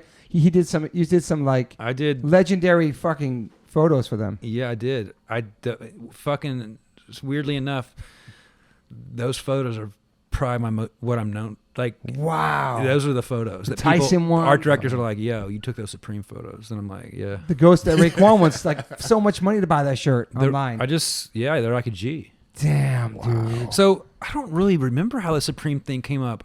I think who shot? Jules Santana and I seen Jules and Jim Jones say that they're the ones responsible to set it off for hip hop with Supreme. I saw him talk about that several times. I laughed about that because I'll be honest with you, that shoot, Jules was cool. Jim didn't want to be there. He wouldn't even come. He wouldn't come up until he wanted to get paid before he came in the building. It was a thing. Wow. People sure. We shot Raekwon first. I don't know. Okay. Like they were not the first. It was. Did you do the NaS one too? Yeah. Damn. So I can. So dope. So I did a Supreme. Who did I shoot that for, man? Supreme started hiring me pretty early on to do a lot of shit before Supreme was like Supreme. It was Supreme. Yeah. It was a skate shop, and I can't remember how the intro was made, but I want to say maybe it was Paul Middleman from Stussy. That's our man. Shout out Paul, man. That's our boy. Yeah, shout out to Paul. Paul, best dude. Paul hired me for. that totally makes sense. Yeah. It's such a small world it because is. Paul got me my job at Fat Farm. He was And because he knew I was into hardcore and skating. He grew up in that scene, the Beastie Boys. so dope. Yeah. And he was friends with Like my he sister. has, he's a generation beyond. Yeah. Well, Exactly. not really a generation, but he's a little older than me. Yeah, a little older than us. Yeah, definitely. And so he was around the Basquiats and the Beastie Boys. Yeah, and exactly. Yeah. He's a little, Lisa Cooper. Like, Shout out to Lisa Cooper. That's the homie Lisa too. Cooper, Yeah, like yeah. that scene, like they're from that, like Yeah. before I even knew what New York was, Right. But I think it must have been Paul Middleman because he's the one who brought me into Stussy, Dope. back in the day. And I ended up doing we didn't do that first job, but ended up doing after that. We worked together a million times, and I'm great, sure man. he set me up with some photo shoots. Supreme, I did a bunch of Wow. shoots, and then one day I'll tell you how the photo tee story started. I was in James Jebbia's office, who owns Supreme. This is probably 05. Does he still own it? He's some version of it. Okay, yeah. cool. Like I heard that. Yeah. Yeah, he definitely. Yes, he has full. I don't know. I can't. But yes, he's involved. That's cool. Very much. Yeah. And I was in his office to show him some photos I just done, and I just shot Raekwon in Staten Island for XXL. Dope. And one of the outtakes of that shoot was a digital camera photo I took. I wasn't even shooting digital then, but I had this little shitty digital camera, like a 2 megapixel someone. And I had a screensaver on my laptop of Raekwon holding an Elmo doll with his buddy. Damn. Just, it wasn't Ghost, right? No, it was just his buddy. Raekwon right here. Yes. And their normal clothes. And I opened the computer, and James goes, "What's that?" And I was like, "What do you mean?" He's like, "What's that photo?" And I was like, "Oh, I just shot Ray out in Staten Island for XXL." This is like, and he's like, "Where did the Elmo thing come from?" And I was like, "It was just there. It's on the floor. He just picked it up." He's like, "You didn't give him." It's not. I was like, I might have handed it. I don't really know how it ended up in his hand. I might have handed it to him. So random, but it was just there. I didn't bring the Elmo. And James was like, "Yo, can you redo this photo just like this for Supreme?" Because that photo never saw light. It didn't go on XXL. It was just like an outtake I took. Oh wow! And I was like, he's like, "Do you have Raekwon's number?" And I was like, I think I pulled out my BlackBerry. And I was like, "Yeah." He gave me Palm Pilot. Yeah, he gave me his number. I was, like, do some photos or something. And he's like, "Can you set this up? Can you try to set this up?" And I was like, "I'll try." So I brokered the deal with Raekwon. Wow. And me and James went out there with some bunch of t-shirts, and we did that shoot. And it was in the hood, like in the Staten Island, but like in the cutty.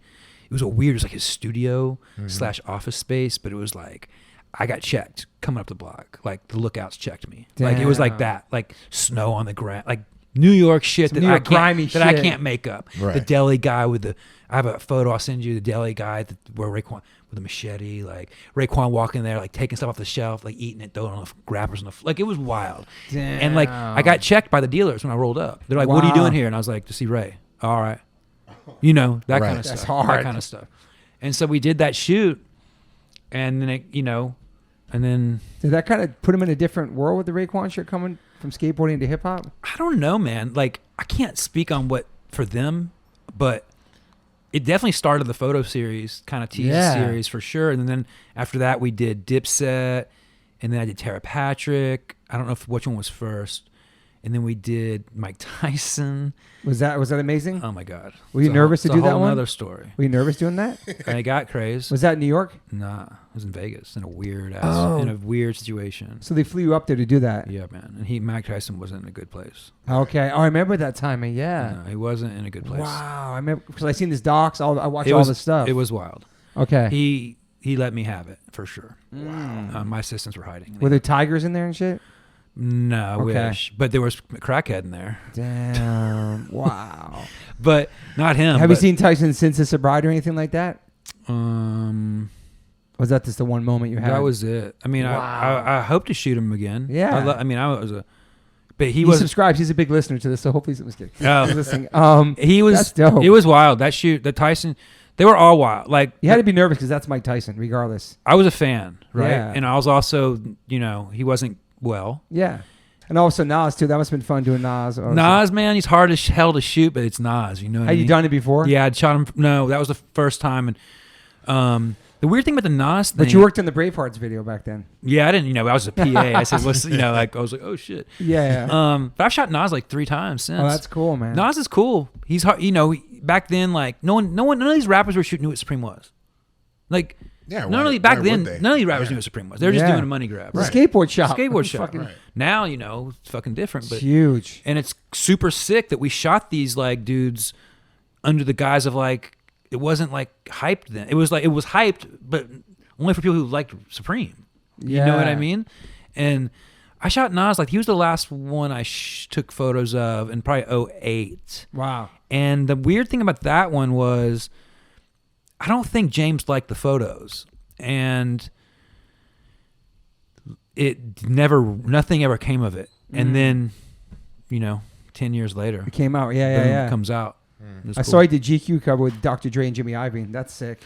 Oh yeah, that's pretty amazing. That was a cool one to do. That was right before the pandemic. And they're like, "You want to shoot Dre and Jimmy?" I was like, "Fuck yes." Hey, you shot Dre before? No. And I got to like rap out with Dre and a little bit and like talking about. I was like, "Yo, I saw you guys with the Ghetto Boys in Houston." He was like, damn. He's like, that was like 90. I was like, he's like, was 2 Live Crew? I was like, yeah, dude. And he's like, wow. He's like, you were at that show? And I was like, yeah, man. I was one of those punk rock white kids up in the mix. You know what I mean? That's amazing. Because the Ghetto Boy shows were like, it was back then, yeah. It was, it was gangster shit. Like it was.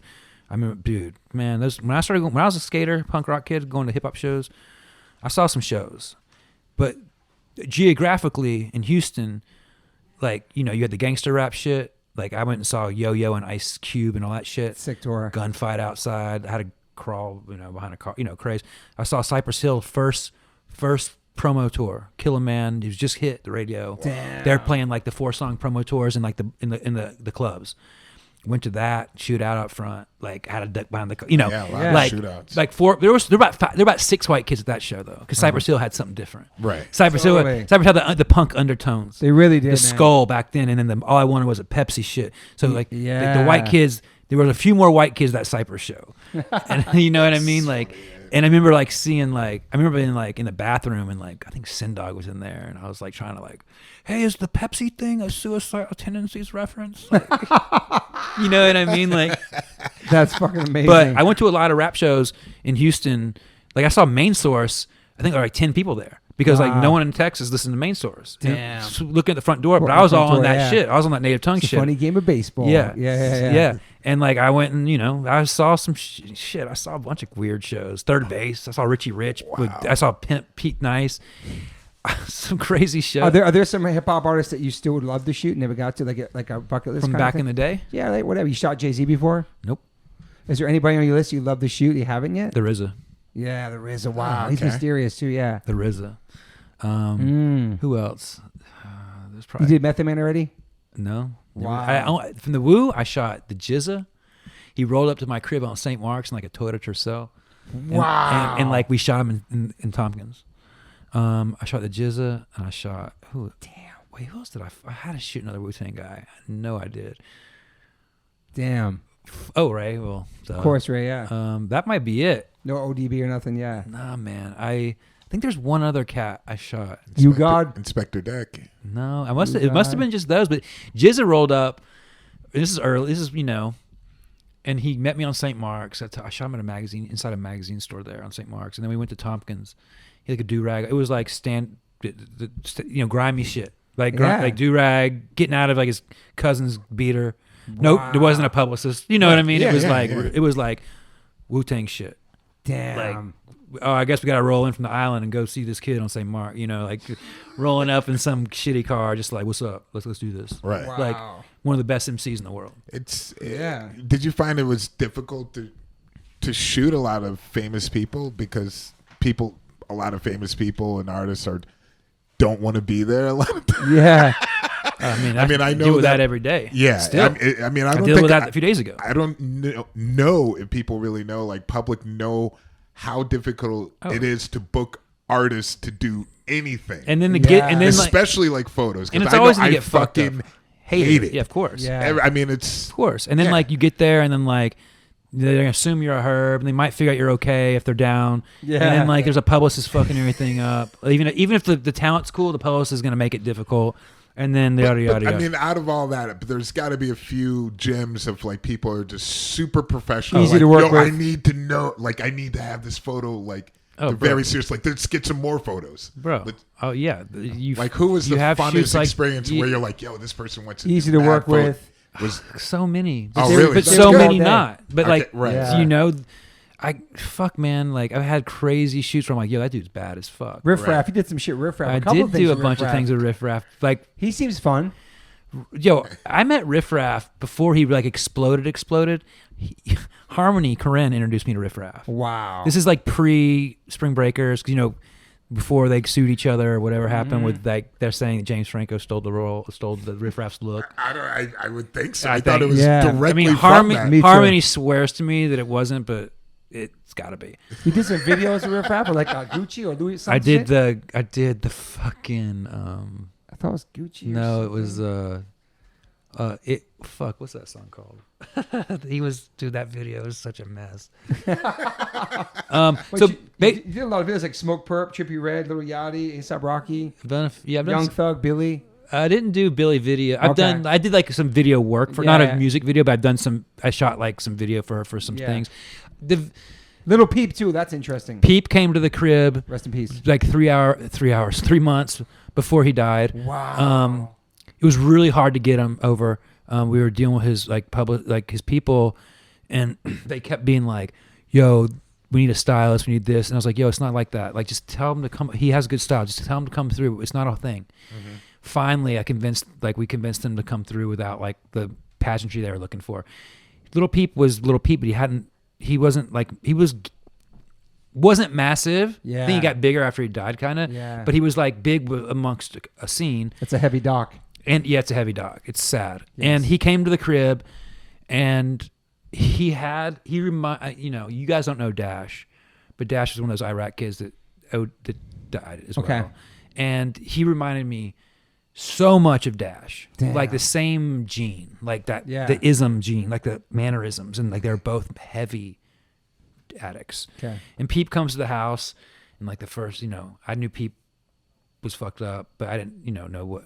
He comes to the crib. To what extent? Comes to the crib, and he's like, first thing he does, he racks up on my counter, like 4 lines. He blows these lines off the counter, asks me if I want some. I'm like, no, I'm good. And then he takes out a flask, starts drinking, like not like a bottle of a Jameson, like a mini. Starts drinking, and then he like sees a blunt in my ashtray, and he's like, whose blunt is that? And I was like, mine. I live here. And he's like, can I smoke some of it? And I was like, yeah, bro. Yeah. He just was getting fucked up. Yeah. And who knows what pills he was on. But man, sweetest kid. Damn. Such a damaged, like. After seeing that doc, I totally understand. And I talked to him a lot about like post-hardcore and stuff. Cause I was like, yo, your music, you're from Long Island, right? And he's like, yeah. And I was like, you're like Taking Back Sunday if you're rapping. Like there's all these like pop punk melodies in your music. And he was like, oh, Taking Back Sunday? And I was like, yeah, man. And he's like, crazy. He's like, yeah, I love pop punk. I was like, well, Wow. I can hear it all throughout your music, And he was like, oh, cool. I remember I pulled clothes out of my closet and like put him in some clothes and like took some photos in my living room, smoked some weed. It was cool. And then he died like Wow, 3 months later. And he was going to be fucking big, dude. I think that kid was going to be huge. Yeah. I think, you saw the Billy thing come up. Like, Peep was like sort of a version, more of a, not quite, but he was one of the early SoundCloud dudes. Yeah. That now that after he died, talking to people in the industry and stuff, they're like, oh man, Peep was gonna do it. Like he was on that. He was gonna yeah. go big. Yeah. Damn. But that's the cool thing about what I do for a living. I walk into different people's lives. Yeah. And whether it's like in the hood or in the mansion or like, it's always a different experience. It's not always a great experience. And you have these connections in these moments. And yeah, and sometimes you have connections, sometimes you don't. Sometimes you hate the person when you leave. Sometimes you're like, fuck this. Like, how about Kobe? Oh, man. Is that magical? That was a cool shoot. Yeah. Because Kobe, I got lucky because like they had just won the trophy. Damn. And the vibe set them to shoot him and Wayne together. And at this point, Wayne Wayne? Yes. Wow. I shot Wayne and Kobe together. Wow. And Little Wayne was huge at this point. And Kobe, like most NBA guys, only give you 20 minutes. Yeah. But we got him and Little Wayne on set, and they're both geeked on each other. That's cool. So they were both like fanning out on each other. So it was this crazy shoot that like was amazing to watch happen. That's because amazing. like they were basically like both smiling the whole time and taking photos together. And I was like, oh wow, I just had Kobe for like 2 hours because because Wayne was there. Yeah. And that's Wayne cool. stayed probably because Kobe was there. Because I've shot Wayne before and it ain't that chill. Right. Yeah. I had a bad shoot with Wayne. Were there any artists that you don't have to name them, but you took photos and later on they're like, no, we're not using these. Oh, you can't put them out. Or they were just. Yeah, I'm sure that's happened. Yeah. Yeah, I'm sure it's happened. Just the whole story again. Yeah, for sure. Okay. I It's don't. frustrating, right? Yeah. I'm trying to think when the last time that happened was, where you just got fully like none of this is going out. Like, We just happened to one of my buddies, who's a photographer. He's like, Yeah. "Yo, the publicist said," and I was like, "Man." What happens? Those photos can never see the light of day after that. You don't get to keep those photos. Or? If you sign the contract, but fuck these people. If I ain't got nothing to sign, I own these photos. absolutely, because you took it. I took it. Yeah, So, you own that. Obviously, there's a lot of there's stuff I can't do stuff with it. Sometimes I'll get like, yo, someone put me a photo like you didn't, you didn't get permission. I'm like, I didn't sign anything, man. This is what I do for a living. This is what I do. I wouldn't put a photo out that put anyone in a weird. It's just like people. Because I would think there's something that you took, that you really love. Like a photo where you're like, damn, I can't wait till this comes out, and they're like, yeah. And they're like not feeling it, and you're just like, yo. Yeah, photography's crazy, man. Because it's like, besides you have to know what you're doing. It's like you got to be like a people person, right? And you got to be a problem solver, right? It's like solving problems and dealing with people. I'm not like the biggest people person. I mean, wow. I am now. I mean, because my job. I mean, people don't realize a lot of times people can be very nervous and tense when they're getting their photographs. Bro, so it's difficult to get. It's cool when I walk into a set and I can see the person go like, like I was like, hey, what's up, man? Like just toy normal, like, and I can tell they're like into punk or something, or like they're older, and then I always gotta find a thing, that thing, and I can usually get it, but sometimes. You have a lot of patience, huh? You have to. You have to have so much patience. And you got to be able to talk, man.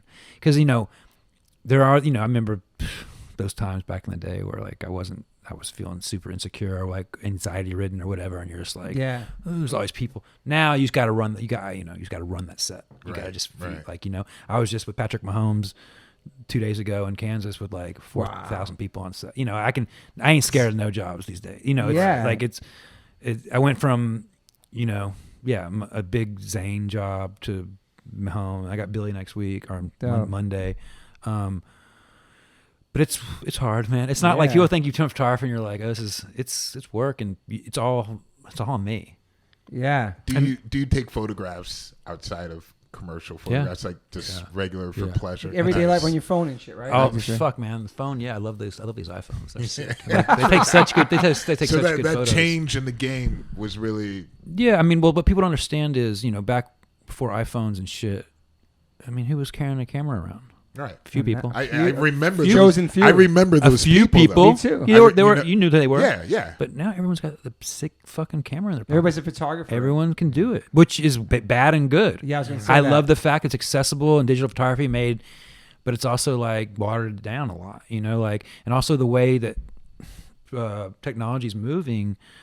So I might be out of a job in 10 years because like these cameras are based, not really, but like this might have a red camera. This phone might have a red camera in it. And if you like, I don't know, man, like this shit's moving fast. That's true. And the art of it, like I DPs agree. That are like really studied it for, and you get this young kid that has like the red, I don't know. It's like, but you still need a good eye. Yes. But people, the problem is the way social media is working these days. They just want content, man. They want to. They don't give a. I'm just noticing more and more. No one cares if it's even fucking good or not. I'm like, yo, that's not edited right now. It's good. I'm like, it's not good. No. And like, people want.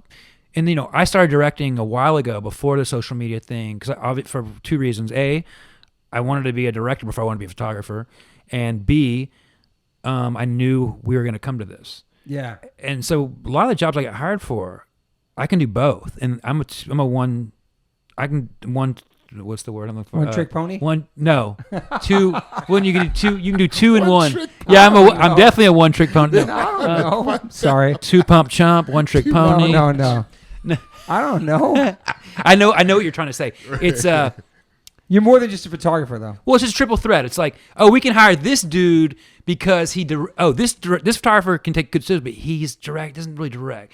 But this kid directs and takes photos. We can get our assets from him. We can get extra shit. We can get motion. We can get photo. Like, and that's pay me. And everyone wants that because the fucking Instagram. Yeah. Half the time people like don't even. You don't have to retouch it. Like, no. Like, does it? I mean, I just want to ask you. Does it drive you crazy, the glossy filter? People put on their things? Holy it's shit. Like the Facetune thing? Yes. It's crazy, man. I mean, for me, it's an instant like, oh my God, I'm not. I see dudes doing it. I'm not following I see dudes doing it. Yeah, I know. I'm like, bro, dudes I know, I'm like, yo, unfollow. What is that? Like, you can't. It drives me nuts for some reason. It's become worse. Yeah. I'm like, I was like, what are you doing to these photos, so much shit. But it looks horrible. Yeah, it's not good. And it's, I don't know. But it's, photography, I feel fucking lucky. And I feel like I'm super, man, so probably like you guys, I'm not sure, but when I was in high school, I was told I was gonna dig ditches. Straight up, you're gonna dig ditches. You ain't doing shit with your life. You're a fucking piece of shit. That's all I heard from my teachers and shit. And fuck them. You have an incredible story, man. Just going to New York, just everything from like going on tour, getting crazy drunk, like working all the different bars. I didn't see it coming. Yeah, and then the dudes just happen to be like the guys that come in the bar all the time. Oh, what do you do? Boom, and that just like that. It's fucking crazy how life is. It's went timing. And did it, and then this is what I think I can do, you know. And I feel grateful for it. And I also, you know, wasn't handed anything. You know, a lot of people are like, oh, where do you get? Blah, blah. I did this shit from fucking ground, you know. Yeah, it's just, really. I mean, it's so cool to see, you know, because it doesn't happen that often. You know, from people from, you know, back in the scene where things were insane and everything was going on. I said, I'm gonna move to New York. Let's fucking do this shit. And I didn't even know what I meant when what I was gonna do. Right. I just was like going to fucking New York, the biggest, meanest, most expensive fucking city. You know. And that's what you did too. We both did that. We went to New York. Everyone did that. To follow you, like I'm gonna do something in music, and we end up there. And the crazy thing is, it's like I didn't know you back then until a certain point. Yeah, I met you in '96, and then here we are. You know, you guys are in still doing successful bands, doing y'all's thing. I'm doing my thing. Same shit. Living in LA. It's weird. It's like because you just think like, and I think like, damn, this is still going. Still, you know, you're still. You probably like, damn, we're still people. 26 years. People are still buying tickets for this. Yeah. People are still hiring me. Like, huh? You know what I mean? Like, do you still love taking photos? You still love it? Yeah. It never became like a job to it. Like I want to quit because this is becoming like a job, or no? I'm sure I've had moments where I needed to like reset. Yeah. You know. Yeah, for sure. But no, man, I fucking. You're your own boss. It's everything. Man, like I have nothing to complain about. Well, it sounds like you were probably going to move into direction directing. I like directing. It's, you know, I remember like before I started taking photos, I was super obsessed with like the Dogma movement back in the day and like handheld video cameras, and I had a video camera and blah blah blah, and then this photo came first. But yeah, I love directing. You know why I love directing? Because I'm like, I really know it. Directing I know too, but there's a lot more to it. Like I don't know if I could write a script with, what's it called?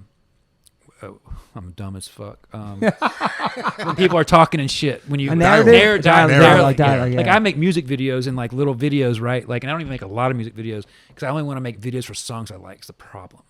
Like I don't just make a video. Okay, I'm like, well, I gotta like this song, or this gotta be a hype ass artist, right? Right. But to say that, first time I shot Billy, she had 20,000 followers, and like I had no idea who she was, and it went. That's and insane. They took me with that. You know, I did her records after that. It's amazing, man. Yeah. And I know I saw you just had Maggie on here, dude. Yeah, she's awesome. Amazing human, man. She's awesome. It's like one of the nicest people. Yeah, and she cares about shit. You know, what cares I mean? about the whole planet, everything. Man. Yeah, that whole family. Yeah. You know, basically, I've been, you know. Were you part of that doc? I'm in it. I mean, you can see. I don't speak, but you can see me taking photos. That's right. I did see. Yeah, that's a great documentary. Yeah, that whole ride was crazy, and like, you know, it's things like that. You know, I met Billy before Billy was real famous, and they liked the way I work, and they hired me for the other project. You know, they kept hiring me, and I went with. You know, I didn't go with them, but I don't have 107,000 followers, and that's not even that many. But I didn't have that many before I met Billy. You understand what I'm saying? Like, probably had 50. Wow. Like your pictures are amazing. It was a big push. Thank you. It was like, you know, just getting linked in with like the biggest pop person going at that time. Yeah. You know, it's good for your career. Like, it's good. And you know, I like the photos we took, and I really think we made cool images, and it meant a lot to a lot of kids. Yeah. A lot of kids that, you know, were the outsider. Like we were. Right. Yes. Yeah, exactly. Like I think Billy spoke to everyone, but a lot of the kids who felt not accepted and felt like that, which we did. 100%. Yeah, and I awesome, I was super psyched to be a part of that, and you know, and I didn't do this last record. They went a different direction, but it's cool because Billy, I'm doing an ad job with her this next week, and so she's still requesting. It's cool. It's man. still we still have a working relationship, which is super cool. It's fucking awesome. But yeah, it's like I feel super lucky to be doing it, and I don't take it for granted, man. Like I always think like, oh, when this stops, what's next? What's next? I don't know. Yeah. But like, is it like you're gonna play music your whole life? Yeah, as long as I don't fall off birds or you slam on skateboard rims. Yeah, as long as we take care of ourselves. Yeah, I feel young. I feel like doing what you love keeps you young. We're very lucky to kind of be our own bosses and like. I mean, how old are you? I'm 51. 50. 50. I mean, you guys don't look. I mean, I don't. Maybe we're all skewed because like, but I see 50-year-olds where I grew up. Yeah, and they don't look like this. Yeah. Do you know what I mean? No, I definitely know what you mean. like, obviously you take care of yourself. You've never had a drop of alcohol. You've never gotten fucked up. You've eaten clean, most like, I don't know if it's clean, but you don't eat.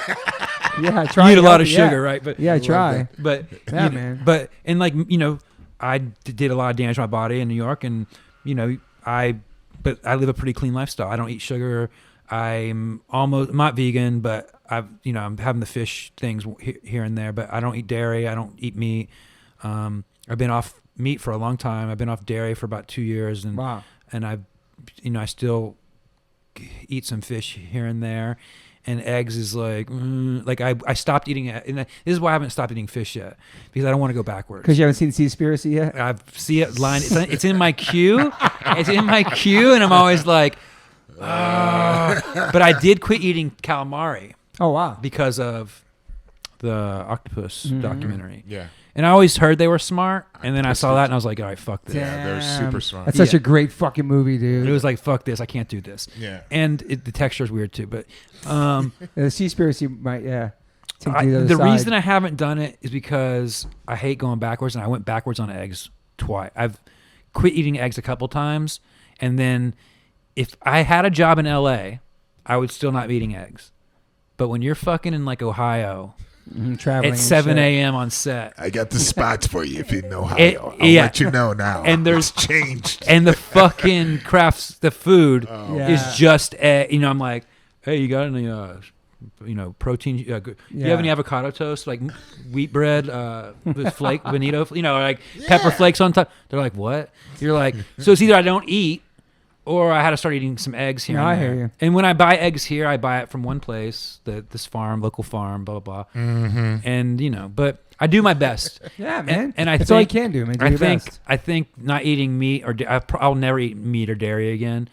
I mean, that's I think big. Yeah, it's huge. Like you look great too, man. Like you really started. I remember you were training super hard. Yeah, I did see you when you were jacked. I was jacked. Yes, because he told me he was like, he's jacked. I remember I saw you. I haven't seen you in a while. I was like, really? You're like more lean now. Yeah, when I was CrossFitting in like 2010 through, he was going hard, dude. I CrossFitted for about a while, and doing MMA training, some MMA training and lifting weights, and I got in pretty good shape. I was pretty big and like pretty. He was like talking Schwarzenegger. Yeah, like, I wasn't that bro, big. He was really going on. I think what Toby says, because he saw me when I was just like a drunk rat in New York. Yeah, it's like this dude's like a skinny rat in New York. And he's a professional human, man. And then I got moved out here and got really into fitness. And, fitness is still, for me, a massive part of my life. Right now it's on hold because my back is killing me.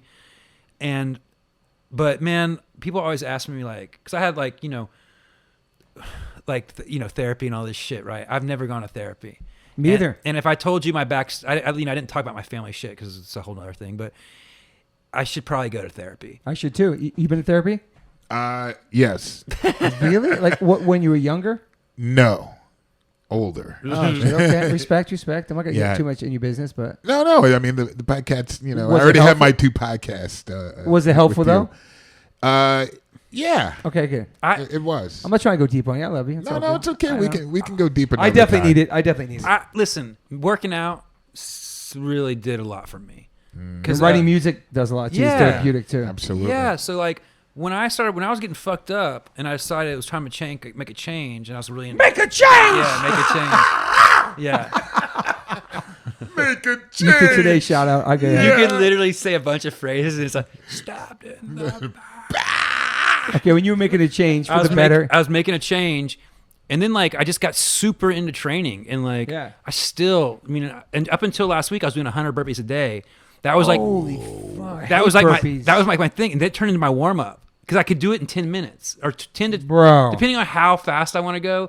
10 minutes, I'm dying. 20 minutes, I can do 100 burpees. All right, that's a warm up. So let's do the 100 burpees and do our workout. So that's what I've been doing, and now I fucked my back up again. So now I'm taking a little. I'm like going crazy, like Burpees are no joke, dude. Oh, dude, it's crazy. You like burpees? No, I don't. Well, always try that. Once y'all get on that 100 a day, No. your body will, your mind and your body will shift. Good Well, for you. one thing I definitely realized from working out after like many years starting very young, doing sports, at like 13, 12, like going to the gym every day consistently, is that that wear and tear on the body as you get older. My body's trash. It's I mean, you can. How's your neck?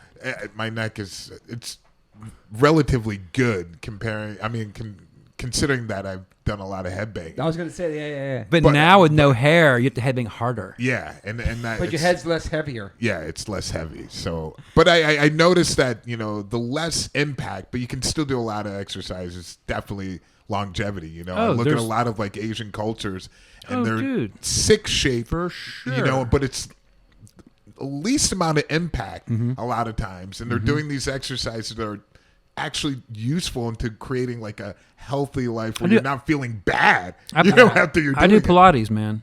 I heard Excellent. That's legit I heard, too, yeah. man. Bro, I I'll tell you, I did Pilates for a year and a half straight, just because my back, and it helps your back. Stretches you out. And I one of my jiu-jitsu coaches back when I was training, he fought in the UFC for like 8 years. His name's Kenny Florian, and he's like a very smart fighter. And I was rolling with him one day, and he's like, "Man, what have you been doing?" I was like, "What do you mean?" He's like, "You feel fucking strong, and you're moving really well." And I was like, "Pilates." And he's like, "Man, that's the shit that people, because that core people, strength. guys think Pilates. It's all women in there. No, Man, all the NFL guys are doing it. Like the core, you will get strong in Pilates, and I loved it. And I just signed back up yesterday. I have my first class tomorrow. Once a week you do it? Shit, I was going 4 days a week, 5 days a Wow. week. But with me with working out, it's different. I go hard. I do stupid shit. Like hence why my body's probably beat up. You're like, all in. Like, yeah. I like not back to the therapy thing. Yeah. I want to suffer. I'm not working like people are like, oh God, like I don't want to work out. Like I don't want to do that. That's too hot. I'm like, no. Let's find the hottest fucking day to do this. Like, what's the there's people living in tents out here. You can't do a workout. Like, what the fuck are you talking? So you like, push yourself hard, man. hard. Let's go in the fire. Let's suffer. Like, and and if I make a workout, I don't want to go backwards on it. If we're doing 10 rounds and then we get into it, I'm like, oh man, this is not a 10-round workout. I'm like, let's try to stick to the guns. But Damn. I like to go hard, and I like to, as long as my body can handle it. And I love, and I've been around a lot of martial artists over the years because Kenny was a good, he just moved, but he's a really good friend of mine that I trained. He helped me get back into my jiu-jitsu journey type thing. And I've been around a lot of these fighters and pro fighters and a lot of gyms. And, man, shit, these guys are tough as nails, And it's up here. Yeah, absolutely. It's up here. It's up here. It's a mental thing. Like, the 100 burpees ain't shit. And then when I first started doing it, it was like, this is nuts. Now it's like, this ain't shit. This is a fucking warm up. Wow. But people hate burpees. I love to do that to get a couple burpees in because I don't like it's hard. You can do it. Chest to deck, just make that jump and it's a burpee, Damn. But so my best time at 100 was 10 minutes, 15 seconds. And that was me tasting iron in my chest, like laying on the floor after, pushing my, hard, staring at the clock, going. And then my buddy came over who's a jiu-jitsu black belt. He did it in 650. Holy shit. He's 10, 15 years younger than me. Yeah. But I was like, fuck you, dude. 650? Damn. Yeah. It's but it's all up here. It's mental. When my body's telling me, nah, stop, you don't have to stop. Right. Mm-hmm. Like when you holding your breath, you can hold your breath for a long time. I've done some breathing classes where I saw dudes holding their breath for 11 minutes. Damn. Yeah, shit like that. Yeah, Max tries to do it for surfing a lot. Tries to hold his breath a long time. Yeah. And it's your weak ass mind that tells you can't do it. Mine's so powerful, man. It's telling me I have a broken hip right now, and I know I don't. You don't have a broken hip. No, fuck. But working out, I think for everyone, well, not everyone, but it's super important. I agree. Like I walk physically, mentally, everything. If it's 8 o'clock at night and I want to smoke, I smoke. We'll go back to the drugs and party and shit. haven't done coke since 2007. Since the day I left New York, I haven't touched it. Maybe eaten a Xanax on a plane once or twice on a long haul.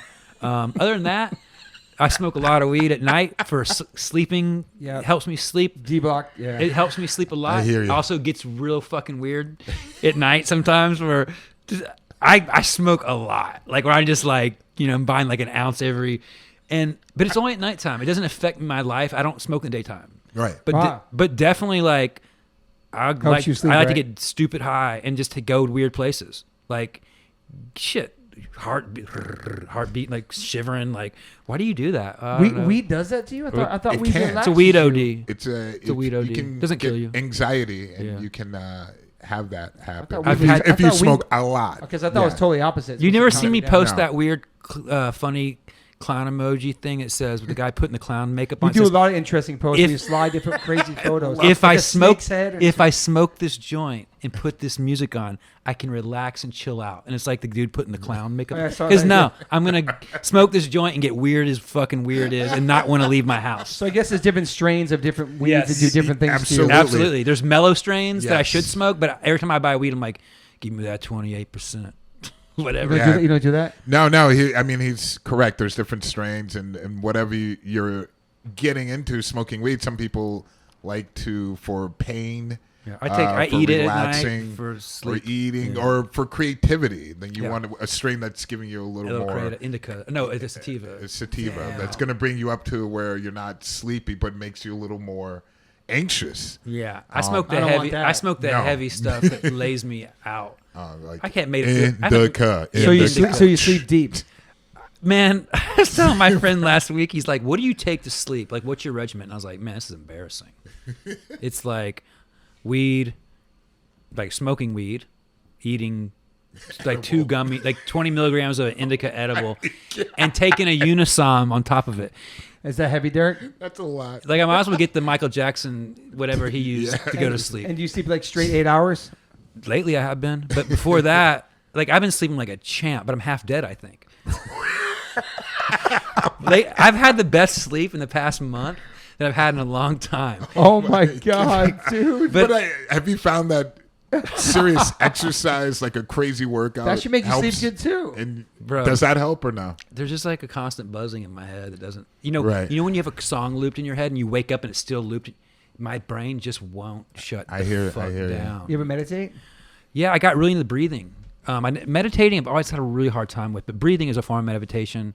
If you look up like Wim Hof breathing techniques, I found a class out here, and he moved. I don't know where he went, but man, some of the most.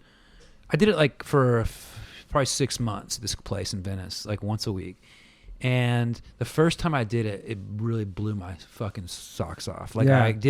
I was crying. I was hugging. I heard about I was that. hugging people I didn't know Really? at the end of class. Like Emotional and shit. Like some people are just cool and they're like, "Hey, how you doing?" Like I'm not that guy. Right. But after that class, I was like, "Hey, nice to meet." It was like I was a normal human in a weird way. Wow. And I had cried the whole time. And you lock up. It was really fucking nuts. And then I went back to him a bunch, and it really was a. Well, I mean, what is it doing that's making you? Have I wish these I could serious let you emotions? let go, right? I wish I could speak about it like I knew what I was talking about. Okay. But I was locked. You were watching dudes like lock up, Okay. like lobster cans, like shaking. I don't know what causes. You would just. Are you touching something? Because I have No, idea. we're literally laying on the floor. Okay. And this guy's like doing a guided breathing meditation, and he would cue you in on stuff. Like think about someone that you love. Yeah. Or like, oh, you gave me a present. Still. And it was just a wild, and it was definitely a form of medication. Not medication, meditation. And Therapeutic. I've been looking for another class that would be some similar to this, and I haven't found it. I found a couple that are. I feel great after I leave, but I want to, just like the 28% weed. I want that fucking. I want to lock. I want to cry. I want to Get it out, I want to man. go there. Right. I want to go there because, man, the human body's crazy, man, and It you hold is. so much crazy shit. Yeah, Chinese medicine's super cool. I don't know if you looked into that kind of stuff. Like, the more I learn, like I have a guy that comes over and works on me sometimes. Like, the herbs dude, it's crazy. Like You seem really in tune though in your body. Really in tune with it. yeah, man, I am. I listen to my body now, whereas before I didn't. If my body says, "Hey, don't go do that," you're gonna get hurt. I'll be like, "All right, I'm not gonna do that." But yeah, I've tested my body. I stopped eating gluten like 10 years ago because I kept hearing like this gluten thing. I was like, what the fuck is this shit? Like, is it real? Mm-hmm. And I knew it was real, but like, like 10 years is it real for you? I mean, did you notice? Oh, well, I never knew. And then I cut it out for 2 months, and then I started eating it, and my stomach distended like 3 feet. I like had a hard ass gut, like a hard stomach. Wow. And it's distended, bloating. Like most people are allergic to gluten. Yeah. And so if you cut it out, you'll see the difference. Mm-hmm. But you might not see it if you. I did a trick, where I was like, let me cut it and then eat it, and see what happens. And I do that with a lot of things, where I'll be like when I. So now no gluten. No, I mean it gets in. Gets in. You ever tried that, Derek? No. It gets in because it's hard, especially fucking if you leave LA. Convenience when you're traveling. For sure, I'm not going to be. Is this gluten free? But you notice a difference Subway when you do in the airport. eat it. Is this gluten free? Like, but you notice a difference when you eat it. Oh yeah. Okay. And then sugar. I cut sugar out like 6 years ago. Natural sugar, like no, just processed sugar. Yeah. Okay. Yeah. I did like a sugar. It's important because I hear a lot of times people nowadays like, I don't eat sugar. fruit. I'm like, you're not eating fruit, and I was like, come on, man. I quit. I didn't eat bananas for like 7 years. What? The potassium and shit is good for your muscles, right? And everything? Yeah, sure, I guess. Are you back on bananas now? I'll throw them in my smoothie now. What was your problem with potassium? Was potassium? What was it? No, it's just I just got in a K-hole on a banana thing one day. It was like, damn. Like there's as much sugar in this as there's in a fucking Snickers bar. And I was like, fuck. Like, damn. But like, if you eat clean, it's like gas you put in your car. You put shitty gas in your car, your body's going to run like shit. If you eat clean, it's very LA, whatever. Like, whatever. But it don't have to be LA. I mean, it doesn't have you can nowadays it's not. But right. In the beginning, it was like, oh, you moved to LA, now you're this dude. Now you're gluten-free. Right. Gluten-free, sugar-free. Okay, we get it. You shop at Erewhon? Actually, I do. But if I can, as long as the money's coming in, I'll go to Erewhon. I was going to say, Caesar salad, Erewhon's banging. Yeah, that all their $20 salad is amazing. All their food's good. All their shit's It's like a nightclub there. Then you go to Whole Foods, it's just trash. Fuck, man. I just go to, local market is usually you can find everything. Well, that's the thing. And a lot they of have these every Sunday, and I always space on those. And when I do go to them, I'm like, dude, so bomb. It's all here. Yes. The vegetables. Everything. Yeah. And a lot of it. Beautiful. But sometimes I'll go through stages, right? Right. Like, I just came off a trip from Kansas City. You know what I was eating. Not good. Like, healthy, but not good. Trying to be healthy, but like, I'm in Kansas. Like, fuck am I eating? Got to get here? that happy cow out. So then I have the happy cow. Okay. So then I came back here, and I just went to Whole Foods like 4 days ago, and I bought. And I'm not like a super salad dude. Like, I like a salad for sure, but like, I'm gonna go for a wrap. I don't know. All right, yeah. But I said, I've been eating like shit. So I bought a big thing of salad. I bought all salad shit, and all week I just been making salads because I needed to detox out of my Midwest shit. Yeah, traveling's rough, man. Traveling's rough, and you travel a lot. You travel a lot. Yeah. And I'm fucking leaving again. I just got back. I'm leaving again on Monday. Whatever. Oh, you are? I'm going to Texas for like 2 days. All right. Yeah, going down to Texas. But do you have the final 2 questions for you? Yeah. Do you have any regrets? Fuck, man. It's a hard one for people. Or someone's like, no, I don't. Life experiences, that's good enough. I don't. I mean, there definitely some. Still just chilling. There's some regrets. I think more of my regrets are probably stuff more like family shit. Yeah. Like our parents are gone. Like shit that I just didn't talk about or ask questions or just like get stuff out of people or like more like that kind of stuff. There's a couple. Yeah. But no, I mean, shit. Yeah, I made a lot of mistakes, but like nothing heavy. Nothing. But look where you got. Look what you're doing now. That I'm saying, like you've been through all that. You made all those mistakes, but you ended up doing what you love. Yeah. You know what I mean? Like. Yeah, I mean, that's what I always tell kids, man. Like, people have it even easier now with all this internet shit, social media and shit. Yeah. Like you can get your shit. You can make a demo, and go on SoundCloud, and then blow up. Little Nas X or whatever. You know what I mean? Yeah. Like, there's crazy ways to do shit. It's not for it's not gonna happen to everyone. Yeah. From where we were starting, like when we were doing shit, like we were sending envelopes with stamp, like trade. Yeah. Like, I remember the coolest thing I ever did. I sent Tim Kerr from the Big Boys.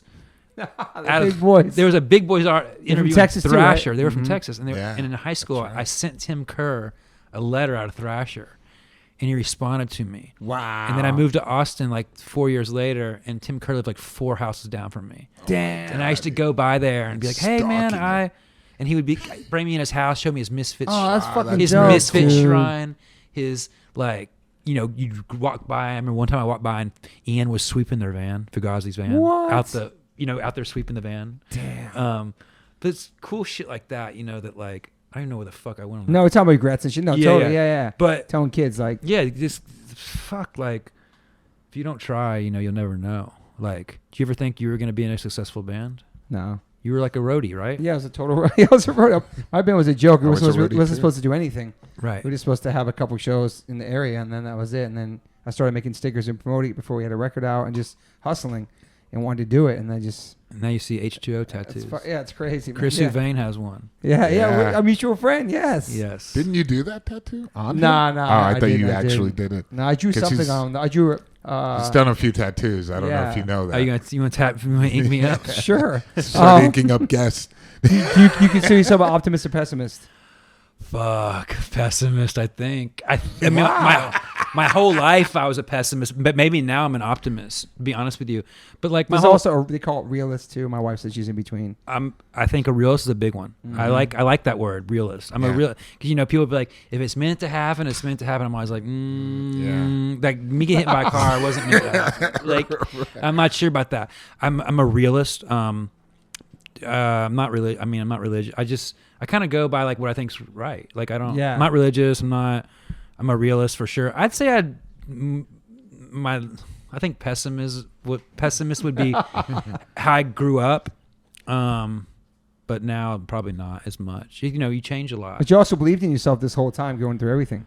That you could do it. I think so. I mean, walk into that place, walk into Mass Appeal like a young kid, like, Sarah, I want to shoot this. I definitely wasn't scared. That's what I'm saying. You weren't Right. scared, like you had the balls to even do that. But I wonder if I was like, yeah, I'm going to do this. Or if I was like, man, what the fuck am I trying to do here? But it's crazy just walking in there, having that confidence. The Mass Appeal cover changed everything for you. That shit set it off for you. Yeah, and it was me doing the crazy, shoot. yeah, Me dude. just taking it Yeah. bull by the horns, just like moving, just like But yeah, being you were believing in yourself. be though. like, hey, drop me off in Austin. Right. I'm done here. Like I gotta get out of this house. yeah. You know, but it's interesting because I know, you know, other photographers have different, you know, like some photographers take really great photos but can't take a photo like where you got to direct a set, right?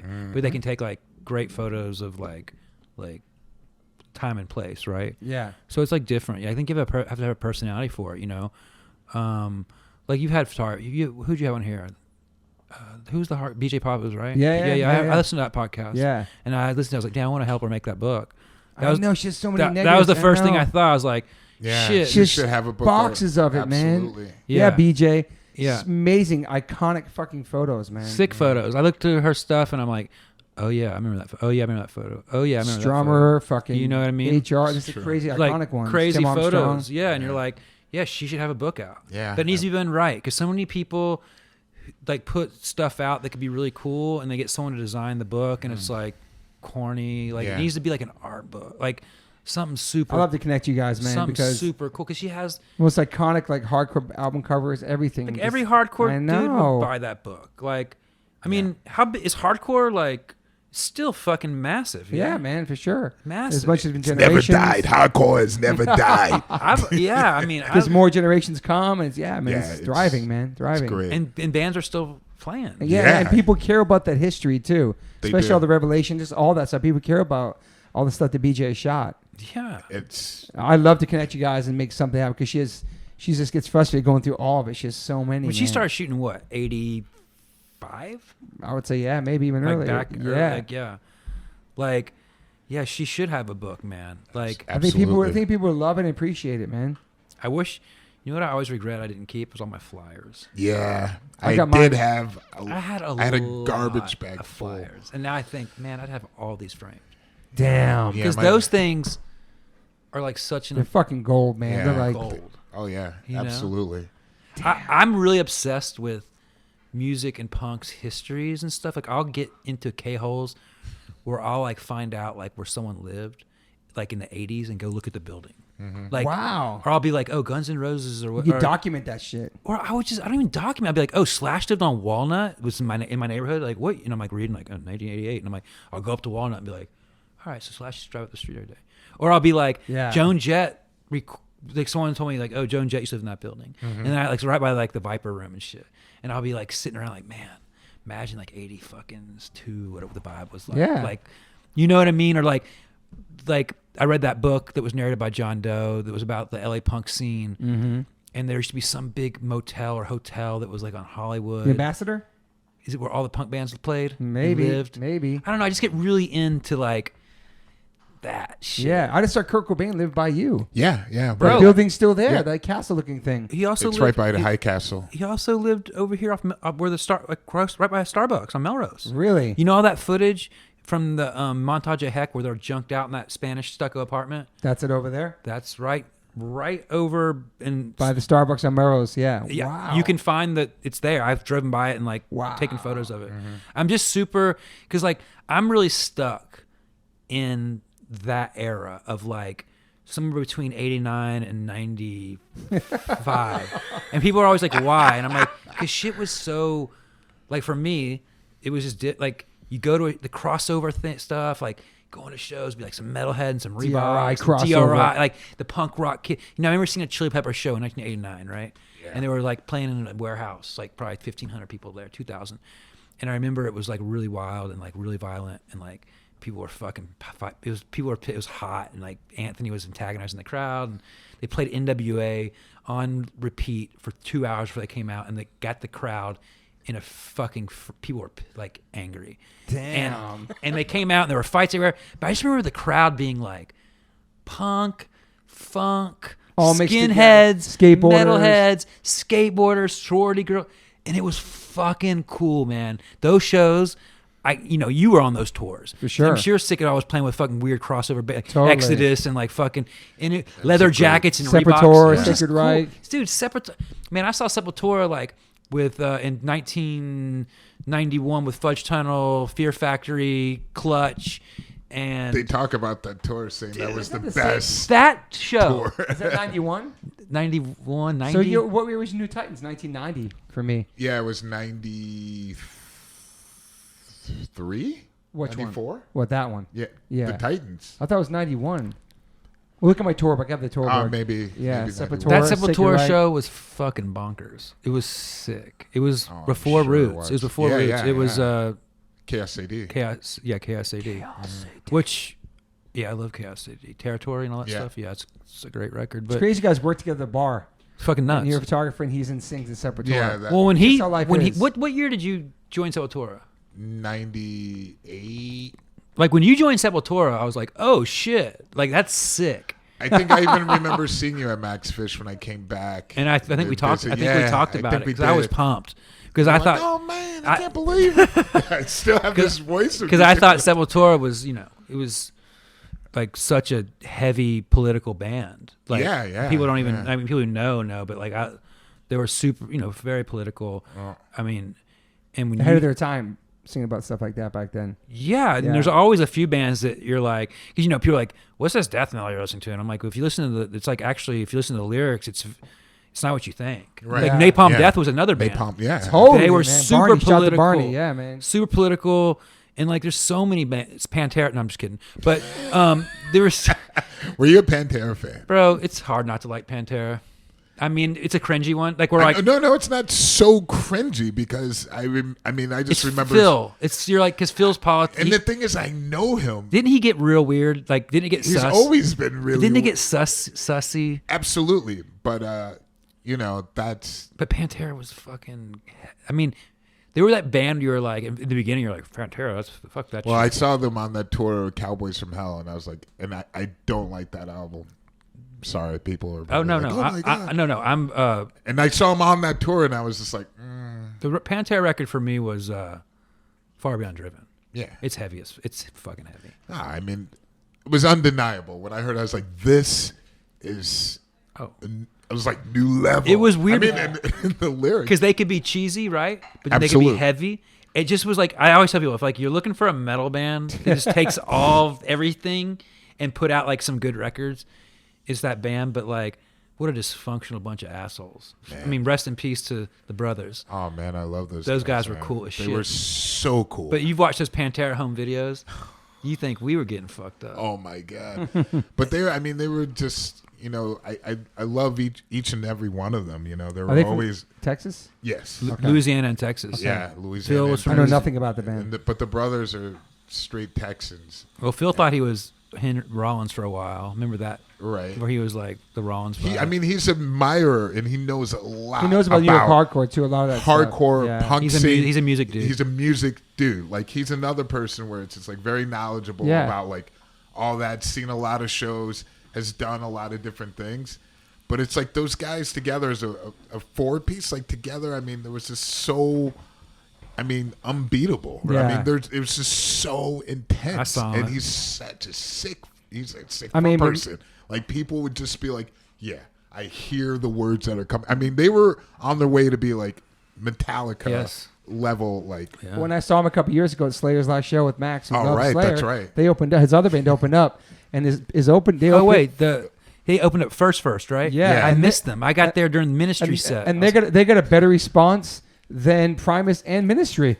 The whole not crowd was shocked, singing though. every word. Well, bro, I thought Ministry was for sure gonna be the co-headliner, not Primus. Oh, And yeah. I'm like, I gotta. I love Ministry. I loved them too. I love- Actually, I I thought love- Primus was dope. I never love seen the him. disco Primus, Ministry. too. I like it all. yeah. I saw Jurgensen at the Rose Bowl like 2 years ago, walking around looking like it was 1985 with like some dachshunds. And you love that because those are your years. I geeked. Oh yeah, I geeked on I them too. geeked on him. yeah. I rolled up on him and I was like, "Yo," and I looked like a jock to him probably. And I was like, "Yo," like, and he looked dreads to his ass, docks to his He knees. still lives that way, Some, man. Yeah. He looked like Wax Tracks, like 1980. totally. He looked like had the vibe, and I was like, "Yo," I geeked on him, and he was, it was cool.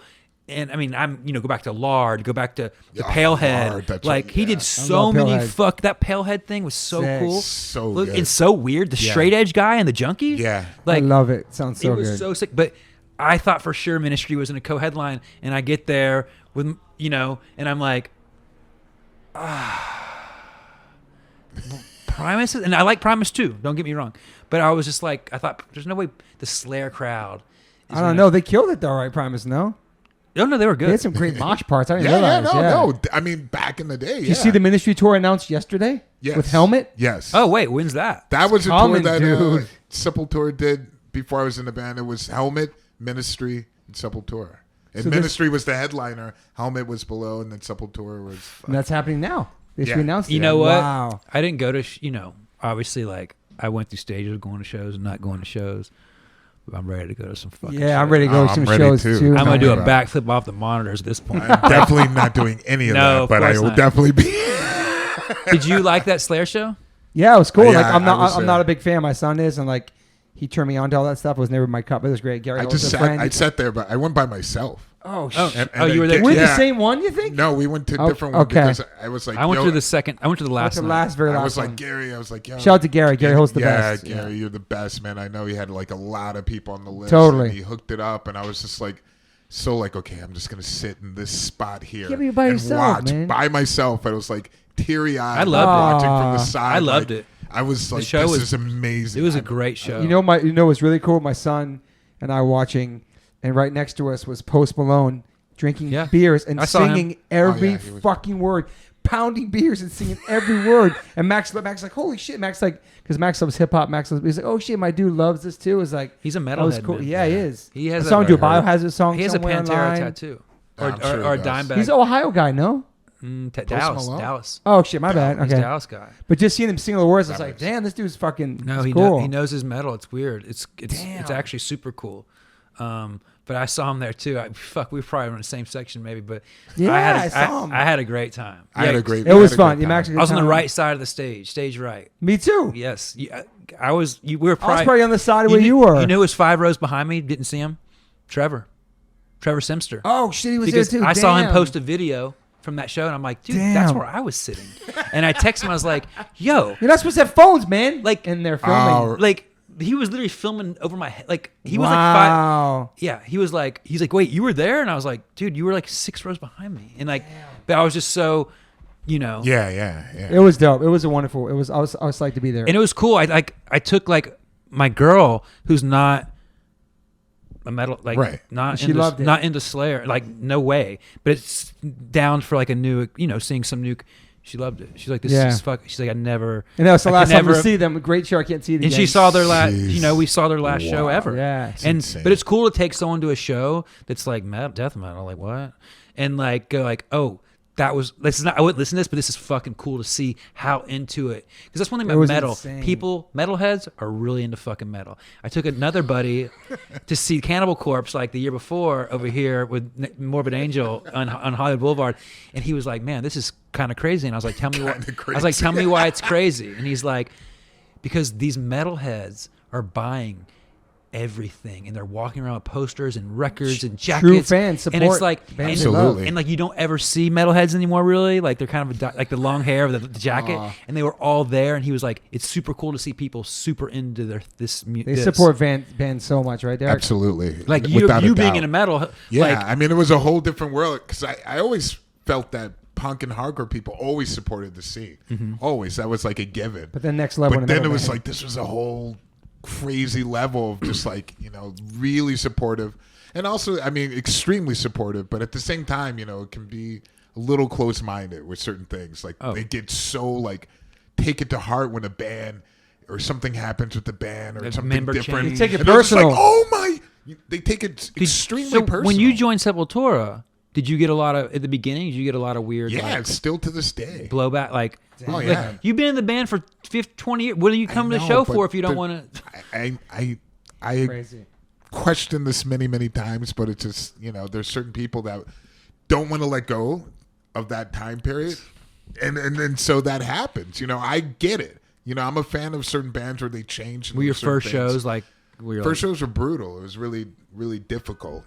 But at the same time, I already knew that. You I was knew- expecting. well, yeah, it. of course. So it wasn't like that. Oh my Serious god, shoes to fill. surprise! Like I was like, people are gonna be fucking assholes at first. What's the maybe. biggest show you played? I don't know, like over 100,000. Rock in Rio shit? Just no. like where you look out and you're like, oh my god. Yeah, I mean It's that's a long way from insane. Fat Farm. It's a long way from Fat. That's long super. way. It's super sick to see like people from back in the day. Like you see you in Sepultura, Sergio, Yeah, in the Deftones. So dope. I love the Deftones. Me too. I I love love them. the. How Deftones. good are the Deftones? Like Amazing. they, It was great even playing a show with them together and seeing Serge like, "What's up, bro?" It's awesome. Like, Bro. Max Fish, and like talking about like it's little Frank, wherever. I've been seeing, Yeah. and it's super. When I see, you forget like. Then I see a photo of the Deftones, like, oh yeah, Sergio's still in the Deftones, and that's Amazing. sick.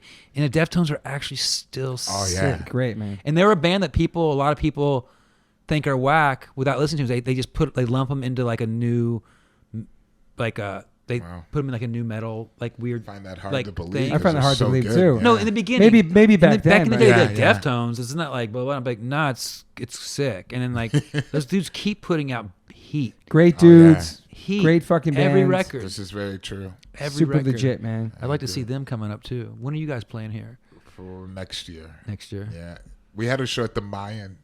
I was so stoked about that show. Damn. Because the last show I saw there was like Fantomas with like Mike Patton. Mike Patton. And it was so sick. That's a dope I place. walked in, it was like Bad Brains covers. They did back to Damn. back too. I was like, yo! Really? I was just like, are you kidding me? It was. I saw HR play solo once. It was crazy. I saw that Human a few rights. Yeah, times. yeah. I saw him in Texas in like Did he have a tape recorder like on stage? he did. He was carrying Yeah, a boot. that's the tour I saw. People were throwing roses at him, Wow. and people kept yelling Bad Brain songs, and he walked off. He's the best. Oh man, It was a very small show. I love HR, I man. love He's a it. great fucking and human, actually, I'm man. a big fan of HR. His stuff Yeah. after. Shout out to like HR. I pulled that up on my playlist. That's there as well. Yeah. But I understand what you're saying. Like that time period, I know very well. There was so much happening. Like late '80s, like early I just '90s. love it. I just go back to it and I'm like, this is when shit felt, and it must have felt like that in '80 when punk was starting, when I wasn't even on. Like just the danger of it and the fun. Like what's Yeah. gonna happen? Like the Totally. show. Like what's gonna Yeah, happen at the yeah. show tonight? And I love that mixture you're talking about. You would see the craziest heads at shows, and it didn't matter. Didn't matter. Like it was like, oh, that's that person's thing. and now everyone just looks like each other and like Yeah, or whatever. yeah. Like We're so old. Yeah, but once in a while you will. What about when you do see the cat walking on the love road that cat. with 900 metal patches on his jacket? I love that He's my shit. And like favorite. some Reeboks on his feet. A lot of times I want to just walk up and like hug them. I see a love lot that of that too. in Germany. I'm like, yes, Yeah. they're still alive here. Like the vest, all the patches. Are either of y'all playing that show in Vegas coming up? Punk Rock Bowling. Wait, is it Danzig's headlining? Oh no, that's a different show. Oh, okay. We're talking about the Circle Jerks Descendants one. Punk Rock Oh, I don't know Bowling. about that one. Yeah, That's gonna be dope. I definitely want to go to that, I saw there's a big like. and it's selling out. 2 of the nights are sold out. Oh Yeah. really? I saw there's Dag one Nasty. coming up with Danzig and Field like Day. and Down and I haven't seen that one. Love dancing. Punk Rock Bowling. I'm psyched Do about. no wrong in my eyes. He's mysterious, You should go crazy. to Punk Rock Bowling. It's gonna be sick. Have you ever man. photographed dancing? no. That I would wanna be. see I Circle would have to Jerks. be there for that. Dude, your Milo interview made me go back to that record that I slept on with the Which song record? about the drummer's dad. Ooh. And that song is so Which album? Yeah, just one day. yeah, because y'all talked Like about that yesterday, on the yeah. podcast. What album? 2001, whatever the record that Being was. Cool. What's it called? Something. I forgot. It's Cool to Be You. Cool to be you. That must have been the show I saw them on at Go up and Coney see with his Island. Dad, man. Remember the Coney Island show they played? Yeah. Yeah. I love this band. It's one of the greatest bands. Oh, Absolutely, hands brother, down. One of the I best. can still remember where I was when I heard Hope. Song called Hope. You know what I mean? Yeah. So there's certain records that you're like, Oh yeah. you know, But it was one of the first albums I bought as well, like Bonus Fat. It was like one of the first things that I.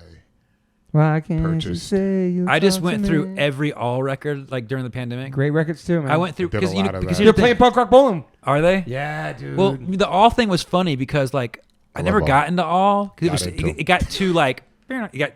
She's my ex. That's Woo! the She's that's the my stuff. ex. So there's one or two of Always those. says. There's one or two of those songs on every record. You between all the like kind of progress like Pick more, me up like bubble gum. and so I found all those songs. So emo and poppy. love those songs. Yo, So they're even so more- emo and poppy. I They're love so them. poppy. Yes. The vocals, the way they're recorded, it's like this is the. It's So like Sour Grapes vibes, like Descendants. Yeah. they hated that record, right? Which one? Didn't I think in your podcast didn't Miles say he didn't like Enjoy? I don't know. Maybe. What? I don't know. Maybe. I don't know. Thought he said. Don't quote me kidding on me? that. But I Don't would- quote me on that. Yo, either. but She's My Ex is fucking a I saw perfect song. I man. saw many times in those phases when they had like Scott. Was it Scott Reynolds? Yeah. It was man, yeah. always jumping around. The song was like he was like, "Yo, was he really homeless?" And then it was like, "Oh yeah, he was." Like at one point. Cross in my the back. mind. You seen Filmage? Great doc.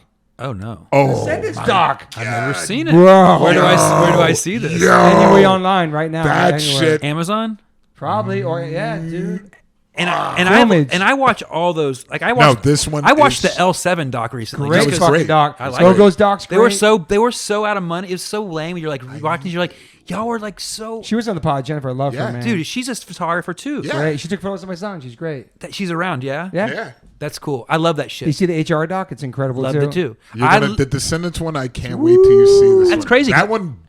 Oh, You know, it split my head The open. I was like, Jawbreaker one yo. was amazing. I Did you see didn't see, no, I didn't see that. So you guys, yeah, The new Pink doc just came out. It's incredible. really. Incredible. Her like balancing being a mom and being like I love a music doc, especially I the old, love especially it. the I love a good one. old. Bee Gees was sick. There's bad ones. Sick one. See the Bee Gees one this past year? No, Talk about the Bee Gees one. Oh my! Oh, Just another the- one. just Like, the just Fishbone write one? that down. Descendants. I might was yeah. I Wait, saw which one. one? I got. Fishbone. I haven't seen that one. I don't know if I have saw not, that. but I gotta we- see it.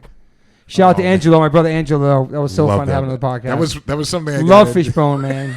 Bro, you know how many I times I saw saw back in Fishbone? the day, man. I saw Fishbone so many times. So good. The In Racism shirt, one of the Yeah. hardest Oh, shirts yeah. ever. Yeah, Racism yeah. sucks. Yeah. that shirt's so hard. Yes. Fishbone were amazing. They were like They the were- funnest band. Like everyone just loved seeing Fishbone. Absolutely, Even if man. they They- didn't know any Fishbone songs, Yeah, man. you wanted to watch Fishbone Absolutely, play, man. you They know? were, the scene was so it was so fresh and innocent. It's I love you know, Fishbone, it's just great band live, great band. All these bands, man. Yeah. All Fuck. these.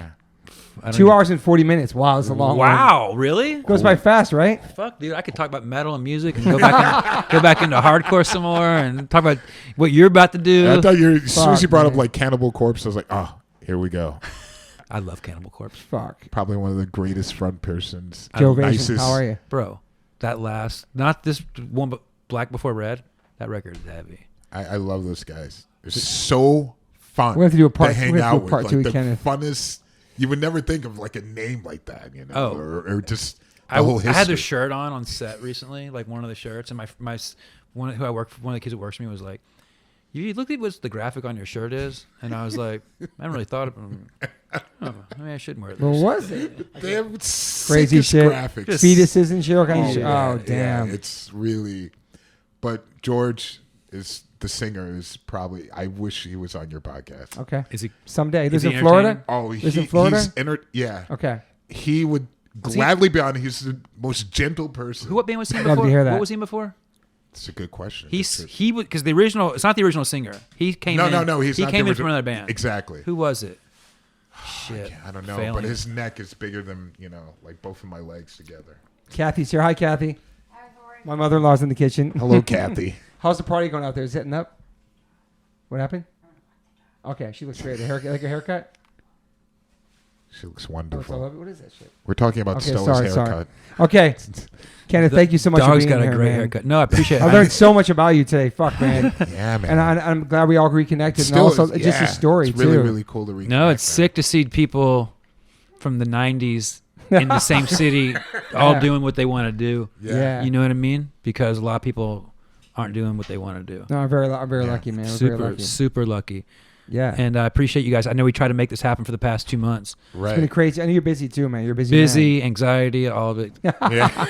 Come on. Like, I'm glad you came, man. get high. Like, Appreciate I it. can't do that. But you did it, man. Killed it. No, it's all This is good. going to be a lot of great information for people. Great story, man. Awesome. I appreciate it. It The was man behind it all. fun being here. And we have to hang in real life soon after the Word. podcast. Yeah, man. We need No to go. doubt, no doubt. How can people find you? Just your name on Instagram Yeah, and any just my- website? Just full name, Kenneth Cappello. Okay. On the I'm just- gram. yeah. On the Do a gram. deep dive on you. Tell BJ that we must get that book going. Yeah, people listening too, they heard that podcast. We know BJ Papa's. She needs a book, man. Definitely. Yeah, for sure. All right, bro. Thank you so much for being here. Thanks for having me. I appreciate it, guys. Good Peace. seeing you. Peace.